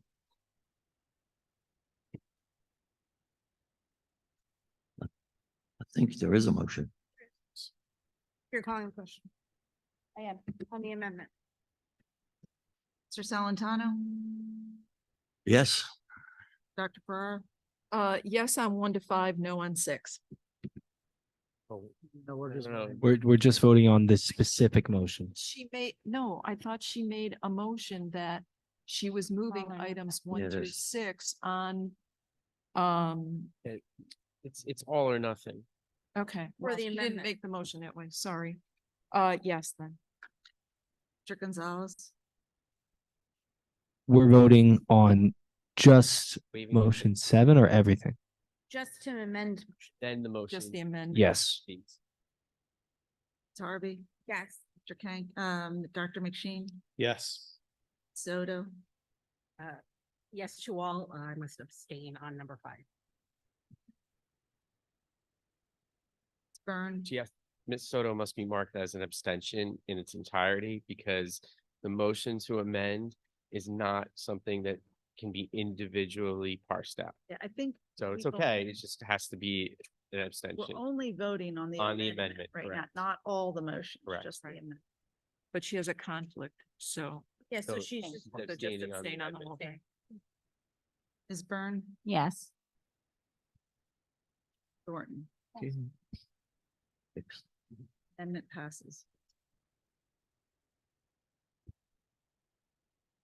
So at this time, we do need to go through finance and operations. No. You got, yes. Sorry. I thought you were going on. Yes, you're right. We have, a motion line items, 1 through 11. Second. It was already a second. Yeah, sorry. Oh, no, already second. A roll call. Sorry. Mr. Salantano, Yes. Dr. Ferraro. Yes. Mr. Gonzalez, Yes. Ms. Harvey, Yes. Mr. excuse me, Dr. McSheen. Yes. Ms. Soto, Yes. Byrne, Yes. Ms. Thornton. Motion's passed. Moving to personnel items, Mr. Gonzalez, can you take up the personnel?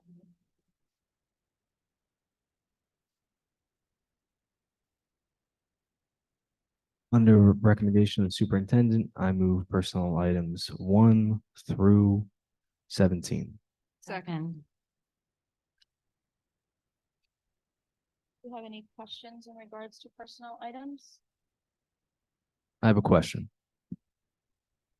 So, not that I'm necessarily voting against 17, but I would prefer, and this is a conversation I've had with some people here, I would prefer if in the future it were like incremented rather than just moving pieces at a time. So every few years, we don't have to do these large jumps and then not move for several years. It would be superior if we just did a little bit every year and we built them that way.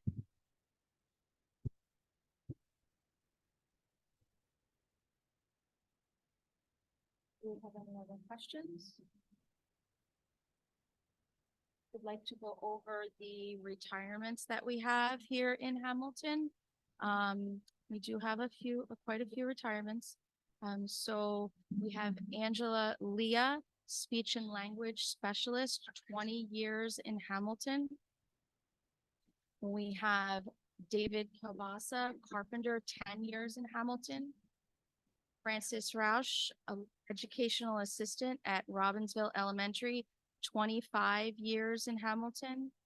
Sharon Smith, educational assistant, Crockett Middle School, 20 years, 6 months.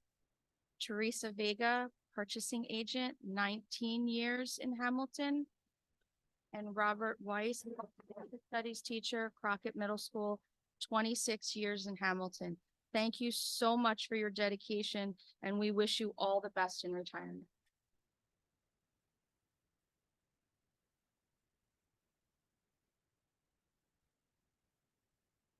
Ms. Atwood, can you call? I have a question. Oh, I'm sorry, you Yeah. have a question. I'm sorry, Mr. Sorry to Chairman. put my hand up. Go right ahead.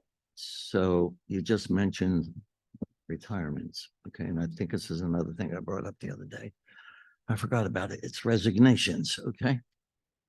Why we have a lot of openings because we have a lot of people who have been resigning. I think over the last year, 15 months, if you go back, I counted the retirement, I counted the resignations, not inclusive of the support staff, just the teaching staff or the professional staff. And it was over 140, 150 folks. So my question was at that committee meeting is, can we get an idea? Because somebody brought up exit interviews, and that's a very, and to me, that's a telltale sign that we're doing something wrong, or there's something that needs to be addressed, or it's a coincidence. Yeah. But I think we need to have a summary of what the exit interviews are telling us. Like if there's 3 people that said, gee, I get a better deal in West Windsor, or I don't like whatever. I think we need to know that, because, and the other thing with regards to the resignations and the staff, it would be nice to see their tenure in the district. I'm looking at these names here tonight. I don't know if they've been here 1 month, 1 day, 3 years, or whatever. I'm sure they're not here 25 years because they would have resigned the right way and benefited from it. So we need to do that. So if we can make a note of that, and in the future, can we have at least in that certified staff a column there that gives us an idea as to how long they've been here? But the more important thing, or as important thing, is why are they leaving? Because if it's salary and stuff like that, then we have a job to do, a bigger job, I should say. Absolutely. Thank you, Mr. Salantano. Any other questions? With that, can you take us through roll call? Mr. Salantano, What are we on? Personnel? Yes, abstain on 14 at this time. Dr. Farrar, Yes. Mr. Gonzalez, Yes. Harvey, Yes. Dr. McSheen, Yes. Soto, Yes. Byrne, Abstain 14, yes to the rest. Thornton. Yes. Motion's passed. This time we're going to go to other business. Do any board members have any items of other business? Ms. Harvey? Mr. Kinka had wanted this to be brought, but he unfortunately couldn't be here. As we've discussed at other board meetings, we have the new turf fields and we had said that there would be limitations on their use. We wanted to come up with a sign to let the public know that, when they can actually use the fields. So there's language that Mr. Kinka and Mrs. Atwood and Mr. Miranda had been throwing around. And basically, Mr. Kinka wanted to raise this to the entire board for consideration at a future committee meeting and for voting on in October. So as just to spark the discussion, Mr. Kinka wanted to throw out there a sign for either track use prohibited while school is in session, track use allowed only during the listed times, dawn to 7:30 a.m., 6 p.m. to dusk, dawn to dusk when school is not in session, or some other combination that would let the public know that they're not allowed to use the track while our students are using it and to otherwise limit use for safety reasons. Could I ask a question to that? Salantano, go right ahead. Christina, have you thought of, well, actually, has the board thought of using a, let's call it a permit type system, okay? Because I know that, other areas do it. In other words, they just want to make sure who's there, just in case. How about if somebody gets hurt? Like, I know in Robbinsville, it's not even at a school field. It's a field that's owned by one of those apartment complexes. And there's teams that come down from North Jersey, South Jersey, the shore, Trenton, Hamilton, wherever, and they play soccer there. And, I go watch them once in a while because they're pretty skilled youngster. Well, they're middle-aged and they're pretty skilled. And I wondered one day, I said, God, what if they get hurt? So my point is, yes, the field should be, open to the public in this community, but maybe it would be a nice idea to get like, we know that Dana and the Rockettes are at Nottingham, cheering.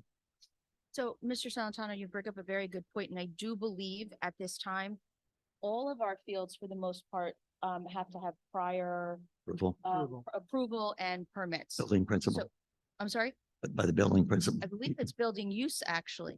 So it goes through the building use. Okay. So I do believe that that is in place, but now with the new athletic fields, it brings on different, I don't want to say obstacles, but absolutely it should be open to the public and everyone should be able to utilize it. But we just need to make sure that we maintain the fields and have the ability to know, like you said, exactly who's using them and when, so that, we don't have 2 or 3 different organizations that are going to use them at the same time. And as well as, I believe that what Mr. Kanka is bringing to our attention is maybe perhaps the morning hours, like at 6 o'clock, where I know that a lot of the community like to walk on the track and things like that, as well as in the evening once the school events have concluded. So I think that's more of what he's looking at to kind of finalize and figure out what we're doing. But we definitely do need to have an open conversation on how we move forward to make sure that we give everybody the opportunity to utilize them.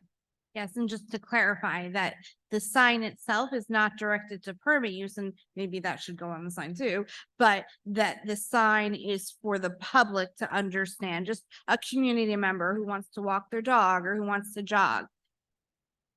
Correct. Thank you. Do we have any other matters under other business? I do. Ms. Byrne? I would like to revisit a suggestion that we talked about several months ago. We've had a change in leadership. We have a new board member. Talking about going to 2 meetings a month, having an agenda meeting and an action meeting. Some of us feel there's like some good points for that. For example, we're not getting our committee minutes until like 24 hours, sometimes before a meeting. And also it was discussed when Ms. Lombardo was president, that we would get a lot of notes to the committee meeting so that we could, for example, like the discussion we had tonight, some of that, if that was on the committee minutes, we would know how the other board members feel about certain things when we're going to vote. So, I feel that it's such a huge district. It's hard to run our meetings with just the one meeting. We're not having much discussion or interaction between board members. We're just having the committees. And if we go to the 2 meetings a month, we would have a lot more of that between board members. If- Mr. Salantano? If I may, I think I brought this up before, but we have 2 different folks here tonight. Denise is now, no, we have two folks here tonight that weren't at the previous motion. But as Stacy just said, okay, and you just alluded to it before, open conversations, all right? Nobody's accusing anybody of anything, but I think that in an agenda setting, okay, that you can iron out all of these things. You have a couple of days or a week, depending on how far apart you make the other meeting, to think about things and maybe come up with some questions or satisfaction. Like for instance, with the Montclair thing tonight. I mean, I'm on board with it, but the fact of the matter is, it's just something's not clear there for me. Okay, not clear. So I can support that if you're making a motion, or I'll make the motion if you want me to. So, Mr. Salantano, Ms. Byrne, so everyone knows how I feel in regards to the 2 meetings, probably with the exception of Ms. Soto, because she is new to the board. I do also believe that having 2 board meetings a month, an agenda meeting and a business meeting, is, in my opinion, more, I don't want to use the word effective, but I do feel that it opens up conversation and it gives board members the ability to ask questions in between to be able to get the information as well. But unfortunately, because this motion was brought up once already, and I believe it was Ms. Byrne and myself voted for it, someone that voted in the negative of it would have to bring it back up, or else we would have to wait until January. I don't think that's true, because if that's true when it's tabled. Correct me, Patrick, is when it's tabled. So the motion actually was voted on last time and it was defeated. The way this board has operated, it is that during a session of the board for the year that the board is in effect, it only goes back to a prior defeated motion by way of reconsideration. And the rule is that a motion to reconsider can only be brought by the prevailing side. So to initiate that motion here, since it was defeated last time, it would be have to be brought by somebody that voted no on the motion.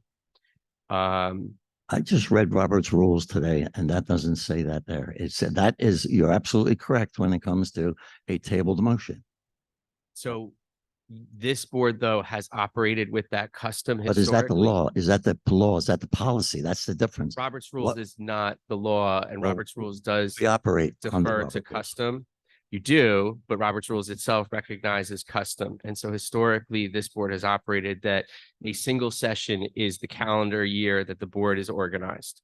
And so how it is operated historically, when this same issue has been brought up, is that it can only be brought up a second time, where it's a motion for reconsideration and brought by somebody in the prevailing party. Okay.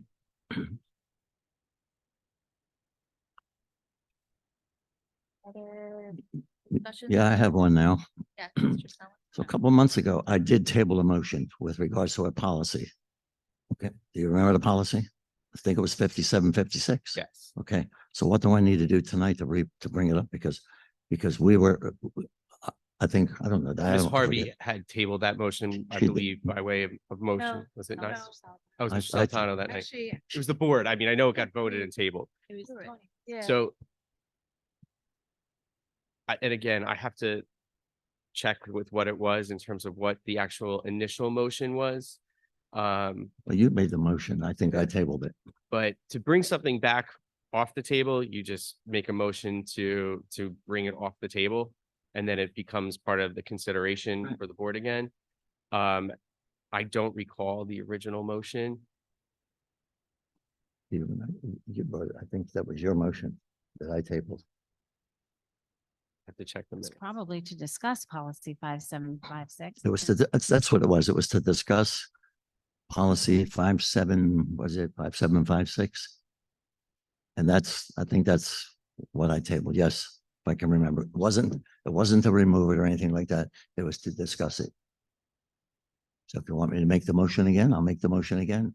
So you don't need to make a motion to discuss a policy during other business. If you want to make an action, which is what a motion is, that the board actually takes action, that requires a motion. But to discuss an existing policy, theoretically, you can bring it up during other business. Yeah, The only thing I would note is that you do have a policy on the creation and adoption of bylaws and policies that has its own built-in system. And generally speaking, that system is to refer a policy to your policy committee. So you can discuss an existing policy for discussion's sake, but if you want to take action tonight, be highly dependent on what that action is. But if it was an action to amend a policy that has not been previously written out and presented, then I would refer you to the bylaw and policy and say that written policy should be submitted to the policy committee. I'm trying to recall unless you have it there, what I'm trying to recall, I didn't think it was to take action. I think it was to discuss the policy, okay? To discuss policy 5756 because of the controversy that was burning in the community and burning in our hearts. So we can discuss it. Check Oh. what your other business limitations are.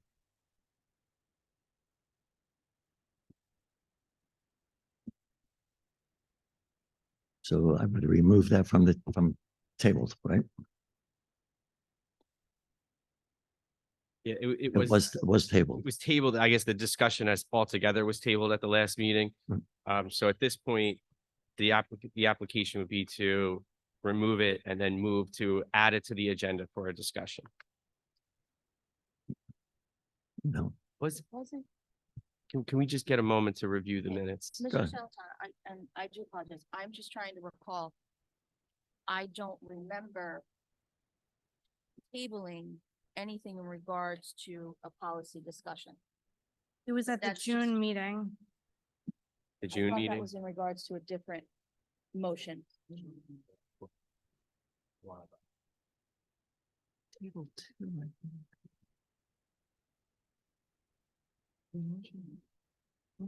It was whenever we were at Steiner. I remember. What number is that?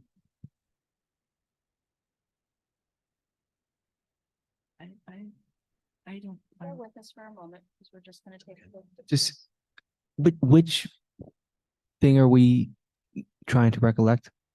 What the actual motion was back in June? Which motion are we referencing? Whatever I An tabled. emotion. It was the discussion. 5756. What was 5756? It's the transgender. Yeah, we were about to take a vote on whether we wanted to discuss it, and I tabled it. Yes, I do remember, but And that's all it was, to discuss it. yes, Alan, and Donna, the did you- discussion was tabled. I remember. Did you table the discussion, or did you, No, tabled it this, your motion to? the motion was to discuss 5756 for whatever reason, and I tabled it. Need to add it. I did that. Remember think the it was meeting appropriate. date? Okay, so I think Patrick, it's do we May. need a motion to discuss some current events then that's We can going do- on with the So in policy? terms of bringing up bylaw, We could do it. We could do to it next revision. month. So the No, way, no, I'm not talking about a revision. I'm talking about current events and the board having a discussion about. that would be in other business discussion, just, so a new or revised bylaw or policy may be suggested to the board by any board member, the superintendent, or any staff member or member of the public. Once it's suggested, the bylaw or policy may be referred at the discretion of the president as appropriate to the subject to the superintendent, a board committee, or public advisory committee for study and formulation of a recommendation to the board.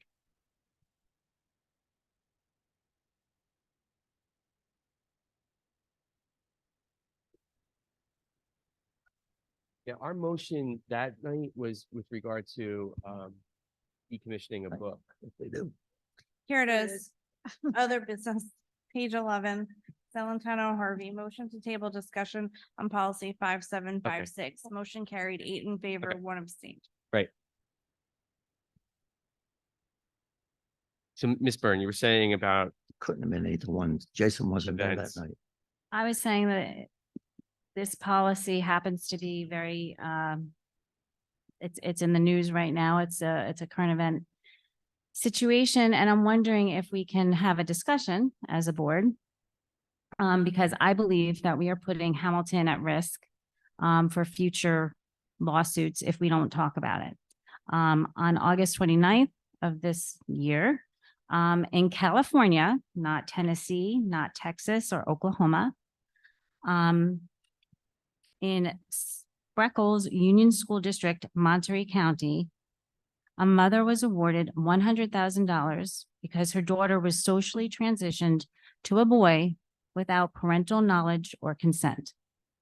Now, currently, our policy would allow teachers and administrators to do the same. And I think that what we're seeing is we're seeing the public, both in California and New Jersey, and parents, 77% of parents want to know what's going on with their children, including transitioning. So I think that this is something that we as a board should think about and talk about, because we could potentially be putting this board at risk if we don't talk about it.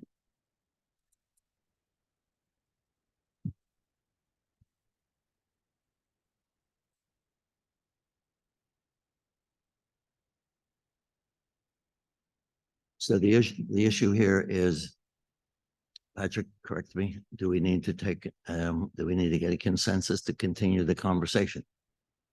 I think that since you made a motion to start it last time, that yes, you would need to make a motion to start it this time. So let's move it. I'm confused. What are you making a motion? No, for? because it was a motion to discuss and it was tabled. Now we put it back on the table. Now that doesn't mean we can discuss it, right? Unless we get a consensus. We need a consensus to have a discussion on other no, business. no. I'm confused. So No, you're Saying right. because it was done that way last time, you would normally follow what you've set as your precedent. And so since a motion was made last time to discuss it and it was tabled, that would be the appropriate course of action this time before a discussion ensues. given the way that this is coming about, I think that in the way that our board has dealt with policy issues, this is a current policy. I would make a motion to refer this to the curriculum committee for review of the policy in light of the developments of law in New Jersey, in this state, and to address the discussions that we have heard. Second. I don't think, is that a motion? So there is a motion to refer a matter to committee.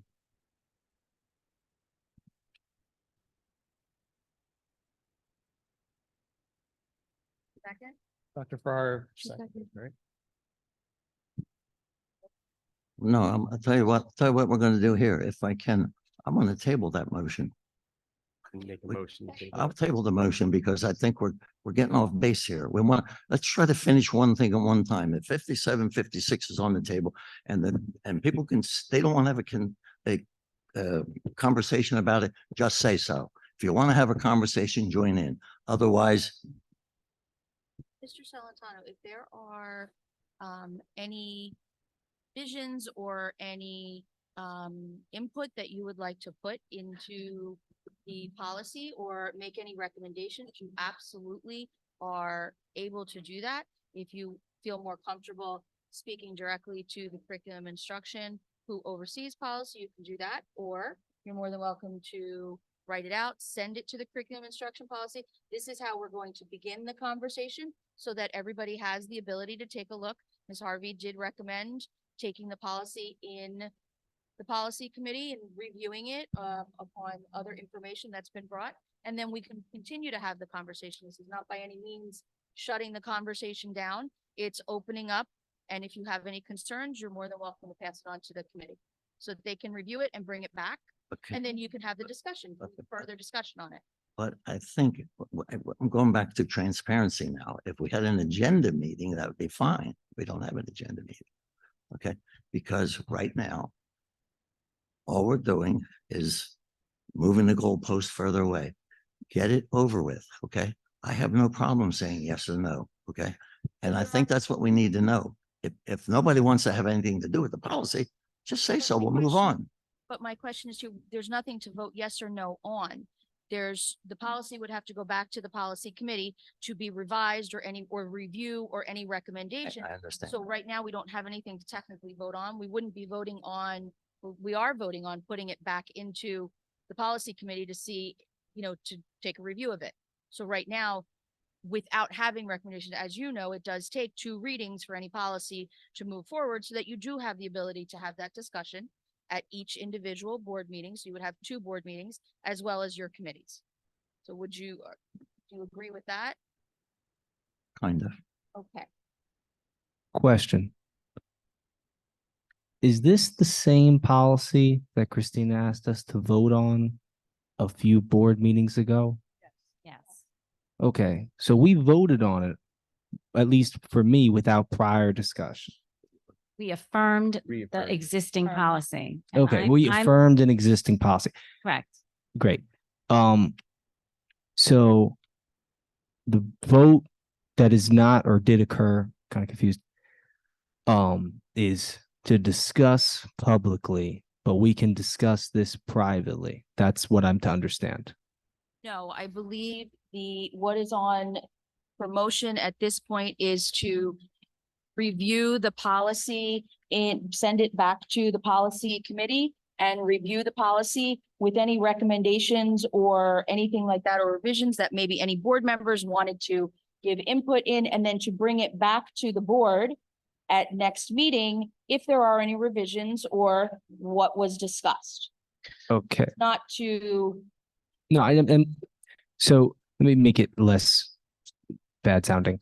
So discuss in committee, and then next month, hypothetically, we could discuss publicly. if there are any changes or concerns, yes. What if the committee, which they don't make the majority of, is like, we have no objections, but one of the members of the committee does have an objection. That's not the committee chair. Would they not be able to discuss it in the public forum? So the vote right now that's on the table is to have the discussion in policy committee. Once you've had that discussion in policy committee, the committee will come back and report that there are no changes. At that time, you're more than welcome to ask the committee what the discussion was, as well as if there are any questions prior to, you can ask them, and then you can open up for discussion on, well, we knew that this was recommended or this wasn't, and what was the reasonings behind not bringing it forward for change, or what are the reasonings behind bringing it forward to make a change? So yes, I'm not saying you can't have that discussion in public by any means. It's just without knowing what the revisions or recommendations are, it is in best practice to review the policy in committee form and then bring that policy back. But I think once everyone has had an opportunity to input and give their concerns or suggestions to the policy committee. Okay. For a second. Yes. And so it's not just best practice, it's in your existing bylaws and policies. So you can refer to bylaw 131. It's specifically in there. There's a 4-part process for consideration of a policy revision. And then part 3 is if a recommendation for a new or revised bylaw or policy results from referral for study, a proposed draft will be submitted to the board for discussion and approval on first reading. So what you're doing anytime you're voting on first read is that's your opportunity for consideration and for discussion and for questions on the first read policy. This is not it is not a normal process or procedure in the 9 years that I've been board attorney to discuss the revisions to a policy at a board meeting. It goes through the policy process and then it's brought up here for discussion on first read. There have been amendments on first read, and that policy actually speaks to those amendments. If they are substantive, then it actually goes back again and comes back the next month on first read again. So I have a question. So I happen to be on the curriculum committee, but if I was not on the curriculum committee, I could still make a revision or a suggestion to a change of policy by just simply asking to attend the curriculum committee, correct? And do I need the majority of the curriculum committee? Because if I don't have the majority of the curriculum committee, but I want to suggest a change in policy that would better our district, can I still present it to the curriculum committee without needing the majority, or do I need the majority? So any member of the board can make a suggestion to the board for revision or a new bylaw or policy. Once the suggestion for a new or revised bylaw or policy is made, it may be referred at the discretion of the president as appropriate to the subject, to the superintendent, a board committee, or a public advisory committee for study and formulation of a recommendation to the board. As a board member under the Code of Ethics, you are allowed to make policy. However, your policy has to come after consultation with those persons that would be affected by it. And so that is why policy is not generated just independently at the board meeting. Can I clear this up? There's no intention for me tonight to make a change to the policy. Making no additions, subtractions. It was to discuss what was on your mind. And if it came to a point where you had an idea, then everything you said up there would fall into place, would be accurate. But I never said that I was going to make, or anybody here was going to make, a suggestion for a change. Okay. I mean, we can move on. I mean, I don't want to belabor the point all night long, because I think we're beating a dead horse against the barnyard wall. Mrs. Thornton, I have a question about what Mr. Carrick just said. So Mr. Carrick, when you said that we have to communicate to the group that it may affect, is there a method by which we have to do that? No, so Okay. I'm quoting the Code of Ethics for New Jersey, and I'll quote it 100%. Give me 1 second.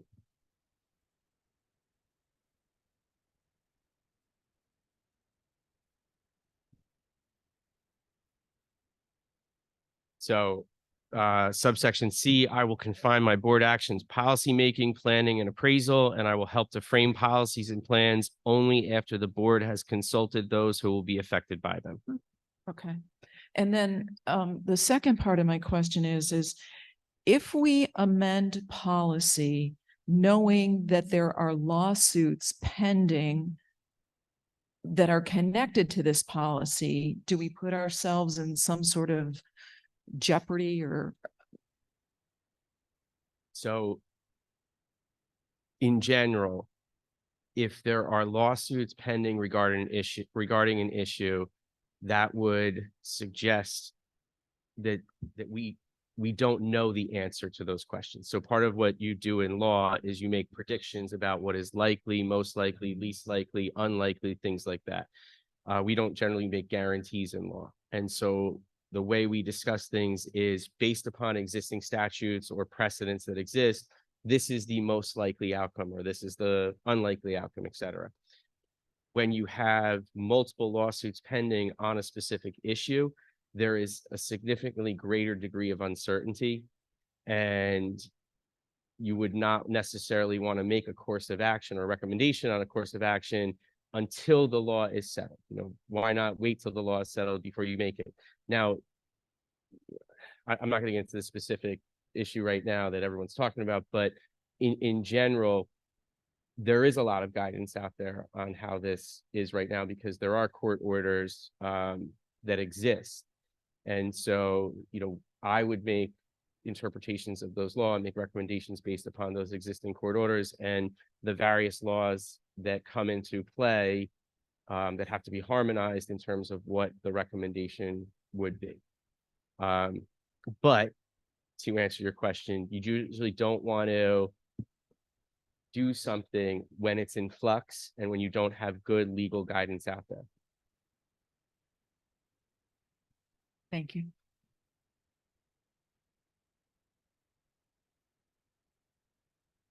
Still have a motion To refer to committee. on the table to refer to committee. Second. Yeah, we have it. Mr. Salantano, Yes. Dr. Farrar, Yes. Mr. Gonzalez, Yes. Ms. Harvey, Yes. Dr. McSheen, Yes. Soto, Yes. Byrne, Yes. Thornton. Yeah. Passes. Do you have any other matters under other discussion? So we will move on to our second hearing of the public on school-related matters. I do have 12 individuals that are signed up. I do know that our policy states 4 minutes per individual with 20-minute intervals. I'm going to ask at this time if anyone would like to make a motion to extend the hearing of the public so that all 12 individuals have an opportunity to come up to the microphone. Second. What's the extension to? 3 minutes per, is it 4 minutes per?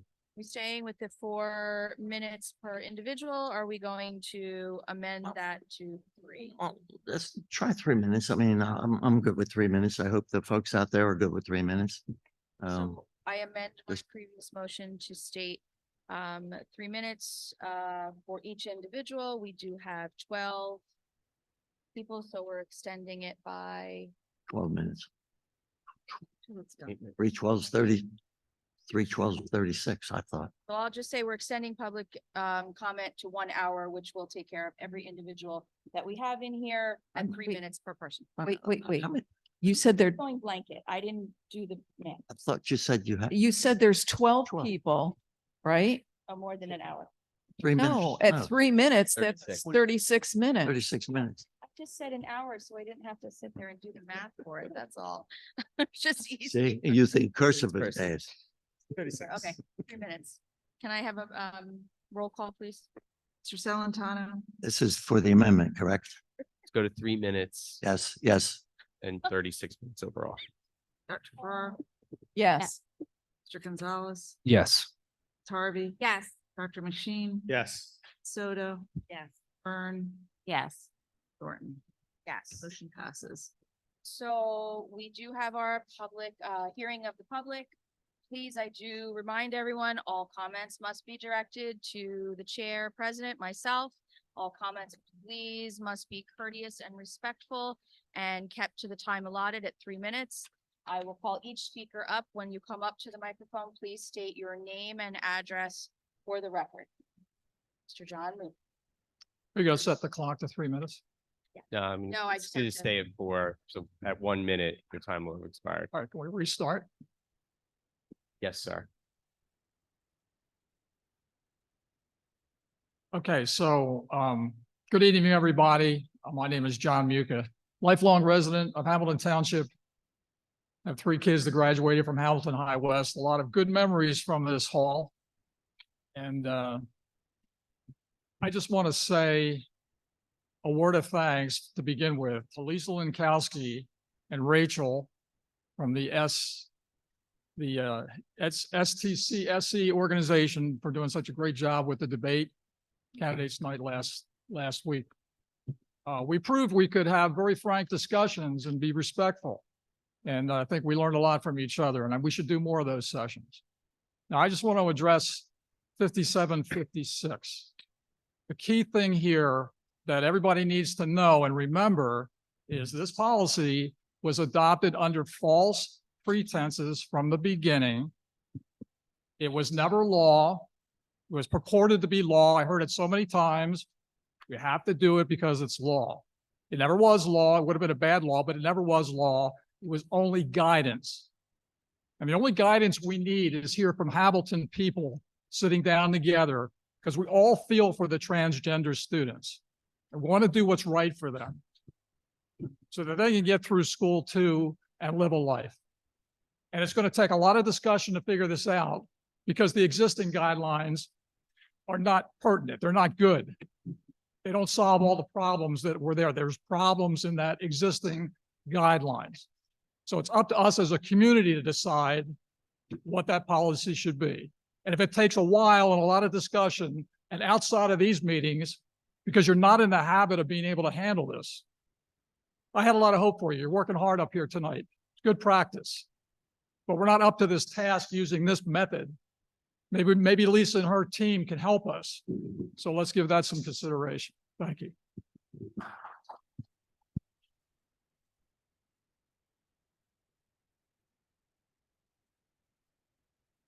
I have Rose Regal.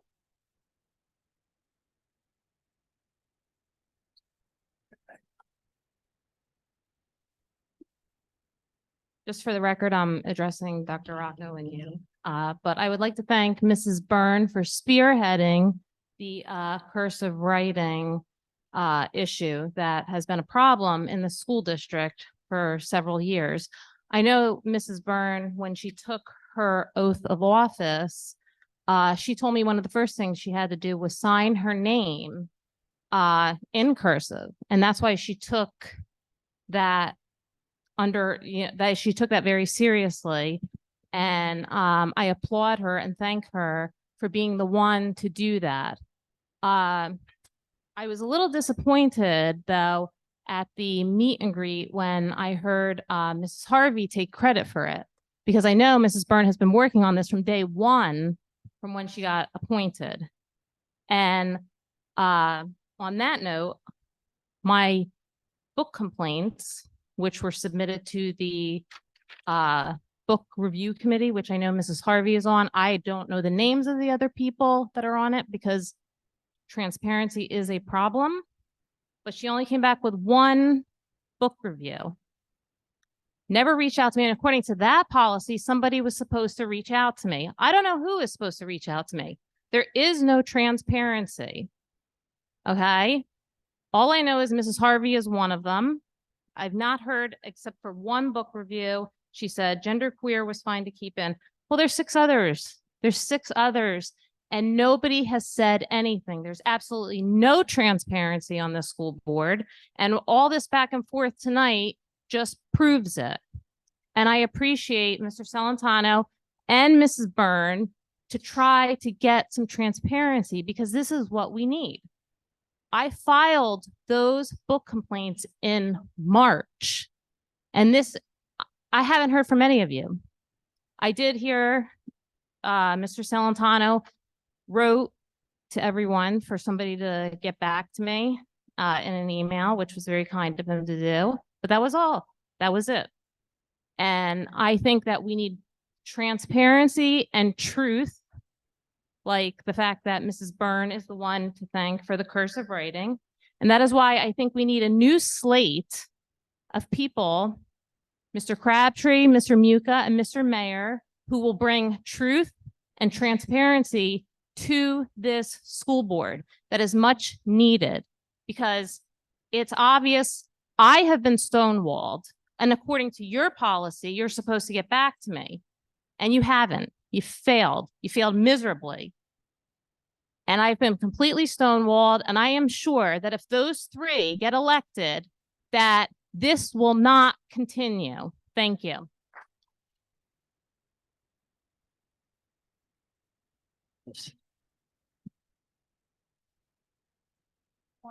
Crabtree.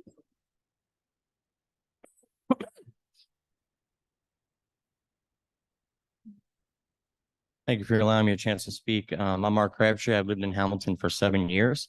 We're told as a community that over and over again that we should trust the school board when it comes to our schools. We're told that you guys are experts in ways. We're told that you guys do your due diligence in looking into policies before you allow them to move forward. As the other 2 have mentioned at the meet and greet, we were told by one of your board members that they are very skilled in their day job and that they went over this policy 5756 and knew it was the letter of the law. Not 48 hours later, the deputy attorney general came out from New Jersey and said in open court, it's not a law. It was never mandatory. So your credibility is cracked and fractured. You come out here and tell us that you do your due diligence. Where did you do your due diligence? How did you not look at a policy before you let it move forward, as John Muka had stated, under false pretenses to the rest of the community? Another point, if that was the only problem, that would be a mistake. But when there's more than one, it's a pattern. And here's another pattern for you. You chose to put turf fields in our high schools. They're beautiful, they are. But did any of you bother to look at the injury rates on turf fields instead of grass fields? Because it's really interesting that the injury rates for a foot ankle injury are 69% higher. So much to the point that the NFL is getting rid of them because their players are getting hurt. So what, you put state agendas over the students with the policy 5756. You put money over the students to go at turf because it's easier and cheaper to maintain than grass fields. So what are you guys doing for the betterment of our students, the betterment of our community, which you are sworn an oath to do? When those kids up here took their oaths, at the end, it said the authority of the people, not the authority of each other. So you're under our authority. You work for us. So do what's best for our students, our communities, and our educators. Because honestly, you guys want us to trust you. I wouldn't trust you for another 3 minutes. Forget another 3 years.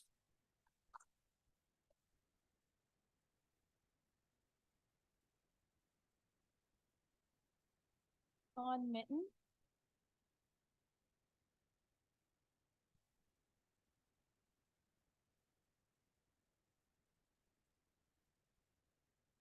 Well, I wish you luck if you guys get to work with those gentlemen. I'm Dawn Mitten from Gary Drive. For starters, I want to thank the superintendent and the Board of Ed for all their tireless work. And really what seems like unending committees you need to form in order to address just even a portion of our students' needs. Most of us in the audience have no clue how much personal time you put into this unpaid job as a Board of Ed member, and we truly do appreciate it. I have a few things I feel compelled to address as a community member of Hamilton Township. We have all heard of LGBTQ+. However, just information, the plus also is for intersex. I keep hearing people saying there are only two sexes, male and female, and that's how God made them. That is not the case. There are 1 in 2,000 babies born annually that are diagnosed as intersex. Being intersex can present in 40 different ways. The most common traits are combination of chromosomes. Male have XY and females have XX. Intersex babies may have a mix of chromosomes, XXY, and some have cells with XX and XY, or mixed genitals. These babies are born with what can be testes or ovaries, but no other distinguishing genitals. So the doctors and the parents have to make this decision, which gender to bring the baby up and hope they get it right. My friend raised her one baby as a female because it was recommended by the doctors at that hospital. Easier to fix down the road, they said. Her whole life, she felt more masculine and has always been attracted to women. She also had another baby born intersex, raised that baby male. However, by the time that child got to high school, he had already been bullied so badly he had to homeschool. Eventually, coming out as female, Brody transitioned to Lynn. However, she never really needed to transition because her doctors recommended her to be raised female. There would be no confusion. They are a third generation of family that has intersex genes. This has gone on for centuries. This is not a new thing. This is not a choice. We just know more about it because of testing. My daughter is under the intersex umbrella. She has had 17 surgeries, including heart, kidneys, tumors. She has bipolar and autistic, and God made her perfect.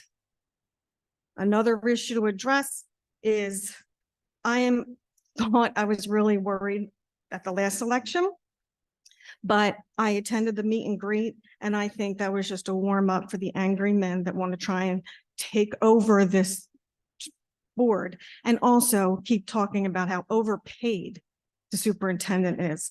He is relentless in what he does. Thank you very much.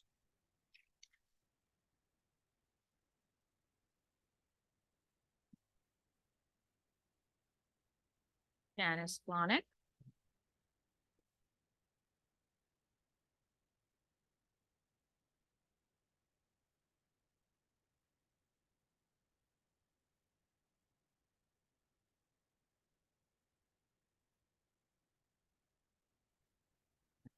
All right, unbeknown to me, I have a fan club I didn't know about, because everybody was upset that I didn't speak last month. So I am speaking this month. At one of the meetings we had, people mentioned that Barnes and Noble had a banned book section.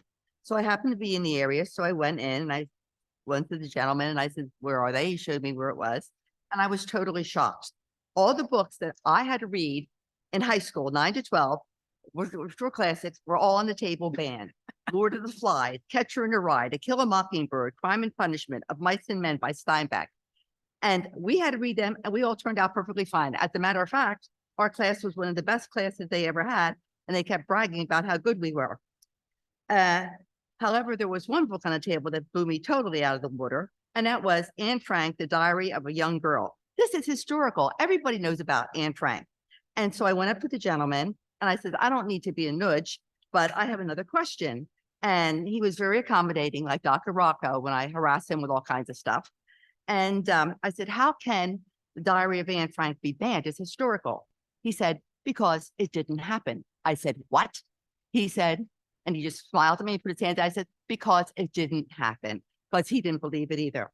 And that definitely cemented my stance on book reading issues. You read it. If you want to read it, you read it. If you don't want to read it, you don't want to read it. There should be no banning. People have no right to interfere with what you're learning, which is Anne Frank, that's learning about things, or pushing their beliefs on you. So congratulations to the board for not banning books and for letting people choose among themselves, letting the parents choose if they want their child to read it or not read it. There's also a lieutenant governor in Vermont, which was in the Trentonian, that he goes around to libraries and bookstores and he reads the banned books and holds discussions on them. So everybody gets to see each other's viewpoint. They see what the author's viewpoint was, and they show what their viewpoint is against the book, and you can accept it or reject it, but you still have the right to read it, which as it should be. You make up your mind. People can't tell you what you can read and can't read. And the fact that all these books that were so good are now no good, it all depends on people's perspective. So you either read it or you don't read it. It's your choice. You don't force your beliefs on somebody else because it's not hurting anybody. And the parents can decide for their kids what they want them to read or not read, and or what they think other adults should read or not read too. And that's that, because I don't have time to say what I wanted to say for the second one. Okay, we'll hit that next month. Okay.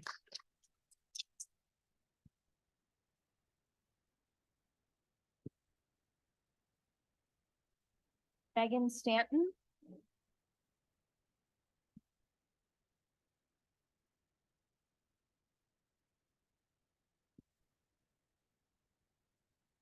Hello again, Megan Stanton, Hamilton Township. I have come up to read the New Jersey Library Association statement against censorship. The New Jersey Library Association has watched with concern the growing number of organized attempts of censorship and suppression in schools and libraries in New Jersey and across the country.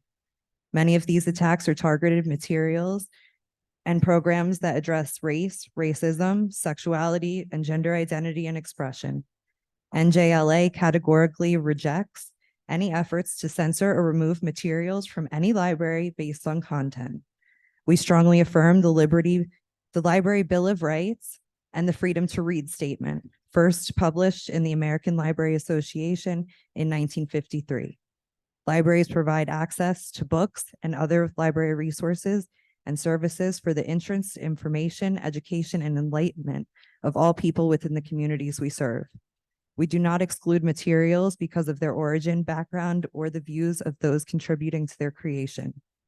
Library workers are trained to create and curate collections that are designed to be inclusive. As information service providers, we are guided by the tenets of intellectual freedom and our ethical responsibilities to uphold the First Amendment of the Constitution of the United States of America. Through careful consideration and rigorous training, librarians and library workers are equipped to make decisions that represent and balance the spectrum of knowledge. We acknowledge the rights and responsibility of parents and guardians to guide their children in their reading choices. Such rights should not in any way inhibit the rights of others to read or view any material of their choosing. We reject past, current, and future efforts to remove materials from the reach of any reader. Concerted efforts by groups who disavow racial equity, self-determination, and/or gender identity and expression undermines intellectual freedom. In addition, such efforts inhibit knowledge and place barriers to learning. NJLA stands alongside the New Jersey Association of School Librarians, the American Library Association, and other organizations that support the freedom to read. In addition, NJLA stands in steadfast support of New Jersey's library workers, community members, and students who demonstrate daily courage as champions to the right to read uninhibitedly and the freedom and liberty of rights. Ms. Stanton, please. Oh, you finished. I was going to ask you to finish up.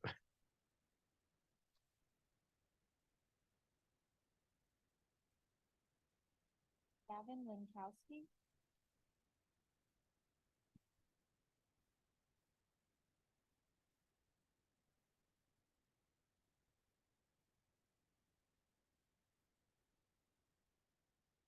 Good evening, board members and community members. My name is Gavin Linkowski, and I'm a sophomore here at Hamilton High West. Everyone here tonight is for a reason, whether that be to secure a spot of someone on the board or to support their community and their ideas. Some people believe that the curriculum in the district is harmful to our students and that kids should not be taught about gay rights, gender, and sexual education. Hamilton schools are public and everything should be taught in these schools no matter what. Hamilton West is a school that is built to be accepting, open, and embracing, which is backed by our teachers. The teachers at this school are extremely dedicated, adding to our education as well as protecting all minority groups, no matter what. Changing what this district teaches to worsen bigoted curriculum would be the wrong way to bring in teachers and would be a good way to make even more teachers want to get out of this district. In Hamilton schools, we have a transgender policy in place for a reason, to protect kids from what they are oppressed to speak about at home. If we were to abolish this policy, it would be a disrespectful action against students' identity and well-being. People here want to remove this policy because it weakens the trust and faith in the community, pushing towards the privatization of our school. Remember, we were taught since kindergarten to always trust our teachers and that school is a safe haven. If we get rid of these dedicated teachers and these policies, what will kids do? They'll have no place to go. Thank you.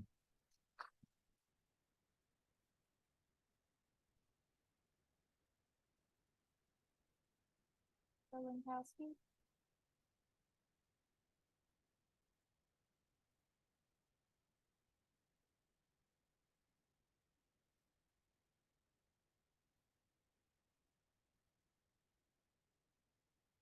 Good evening again, and Lisa Linkowski here on behalf of the HTCSE. And yes, I apparently have more people that are coming up to this microphone to speak. Sorry about that.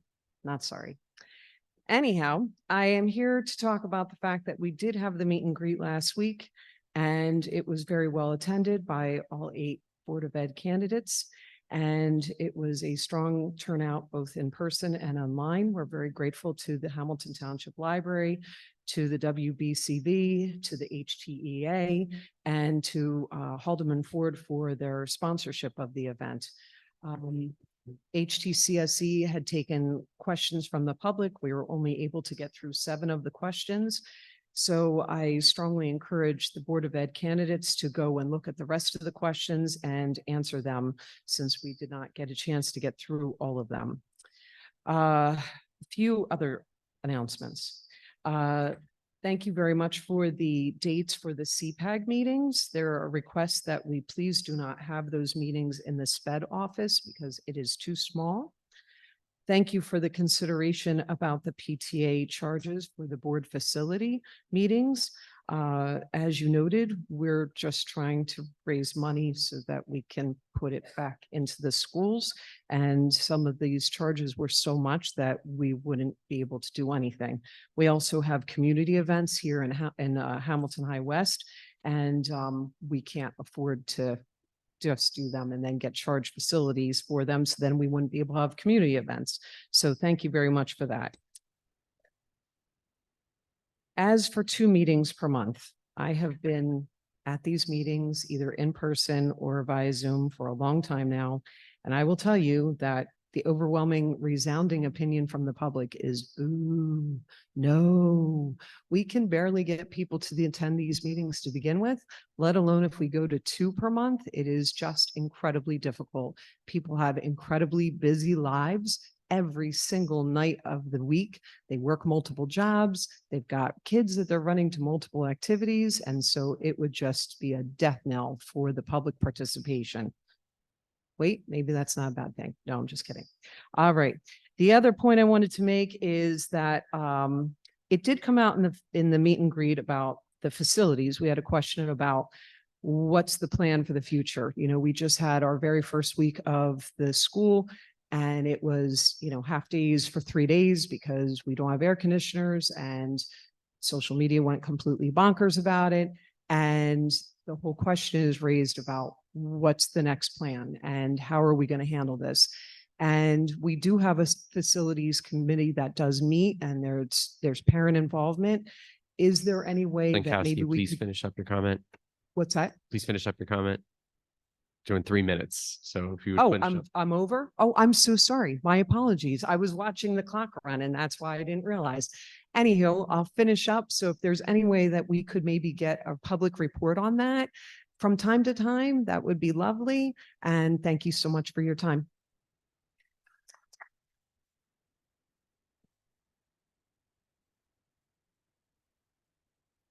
So next we have Peg Perkuff. Am I saying that correctly?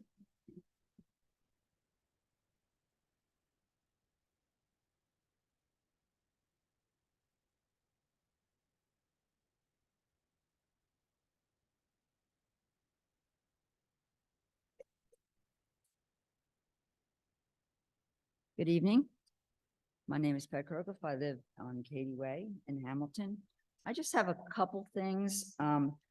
One, back to the transparency thing.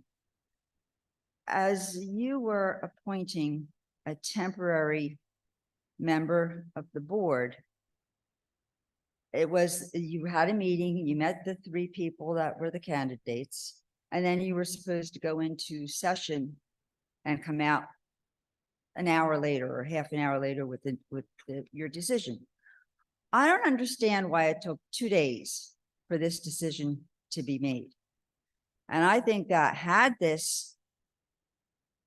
it should have been handled, in my opinion, is that you had the people talk. You obviously have had their resumes. You obviously knew who they were. And this is nothing personal against Ms. Soto. Just like, why couldn't have you taken that vote in public? Right there and right then. Why did it take 2 days? A question. And the other thing, you know, I think that's speaking to the transparency that we are doubtful of that is occurring in this board. And on a lighter note, I think that looking at the school calendar, the end of the school year is a long time away. But the end of the school calendar is like, you go Monday, you have Tuesday off, then you go half a day Wednesday. It's bizarre. So why are you going to open the school for half a day on Wednesday when you have Tuesday off? I think it's June 19th. Logistically, that doesn't seem like the best plan. So I have those things to say, and thank you.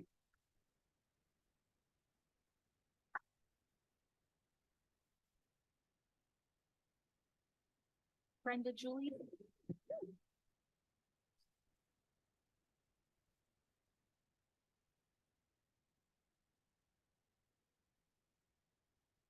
I had the pleasure to attend the meet and greet of the candidates last week, and it was really great that everyone who was running did attend. A lot of people's points were made, and I just wanted to speak to something that was said with regards to Ms. Harvey and her dealing with the trans policy, and somehow that she's a partisan.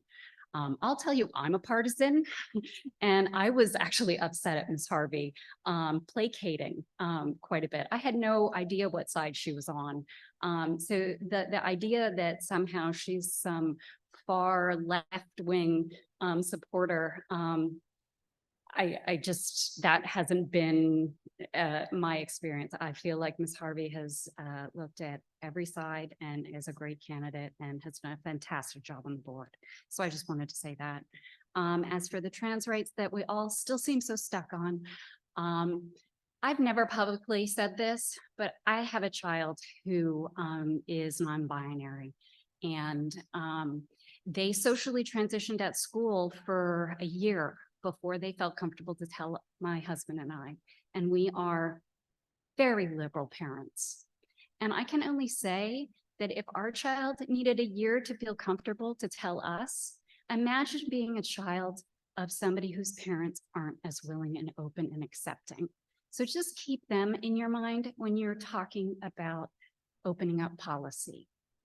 I also wanted to talk because test scores were discussed at the meet and greet, and trying to compare us to some of our high performing neighbors. And I just think it's important to look at socioeconomic status, whether they have two parents at home, whether those parents are working 2-3 jobs, whether they have the ability to give their child supplemental education and testing supports. All that needs to be looked at. It's a score is just a number without any background. And also there was some discussion about you, Mr. Rocco, and just how much money you make online. And I just wanted to say, if we were to look at all of our neighboring districts and what our superintendents were making, Mr. Rocco is very well in line. And I think he's doing a terrific job. And I'm not somebody who gives praise very well. So that's all I had to say. Just when you're discussing freedom to read books and our students, think of all of our students. Thank you, guys.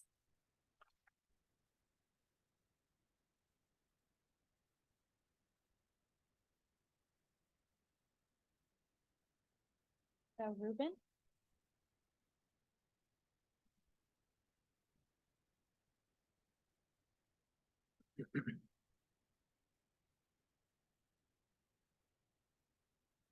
Good evening. As always, thank you for the opportunity to speak tonight.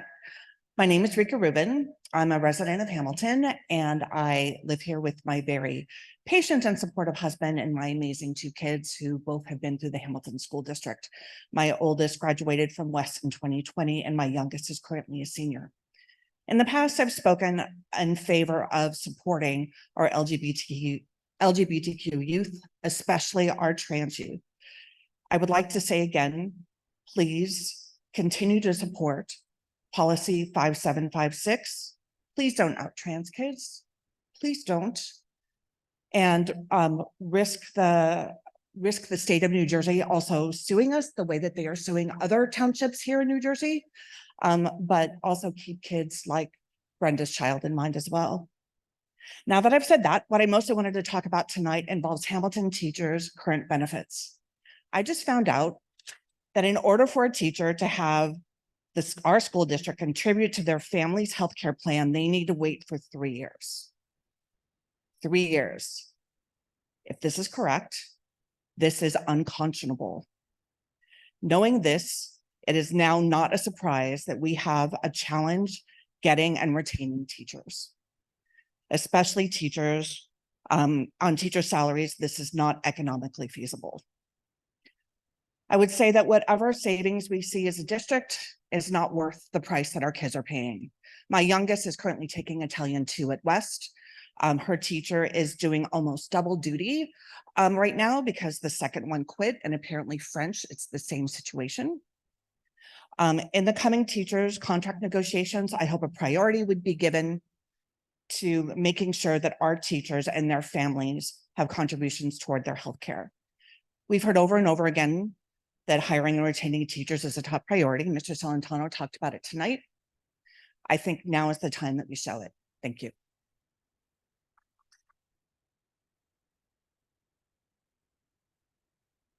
Fran Carroll?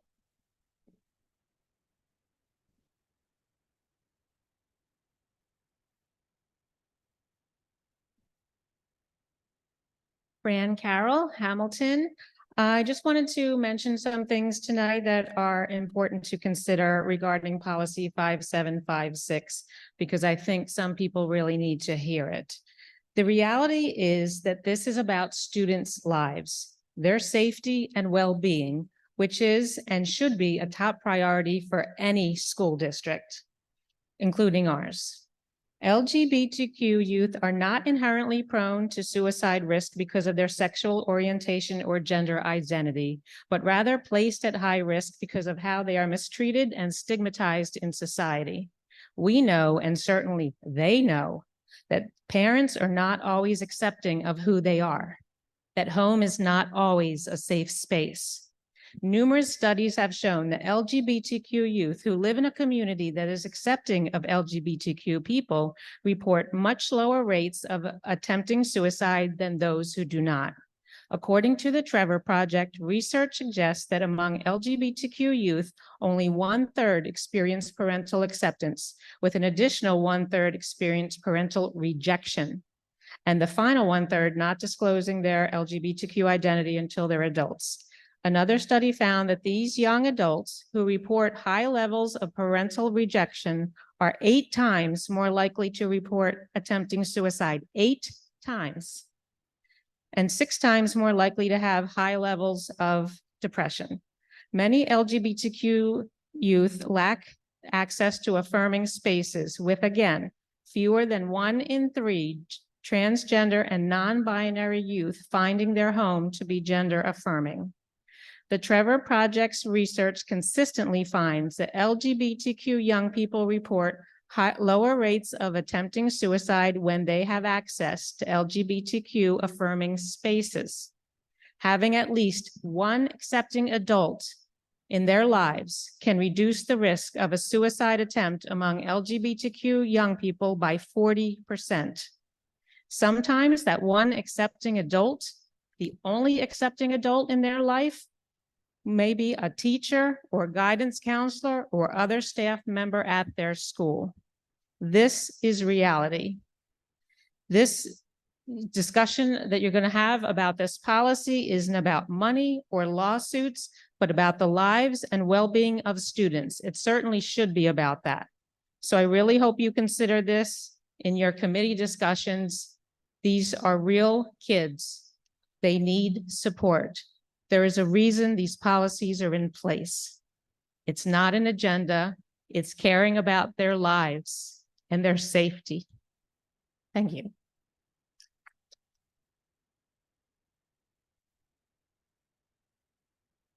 So at this time, that does conclude the second hearing of the public. Do I have a motion to adjourn? So moved. Second. All in favor? Aye. Opposed, abstained, motion passes.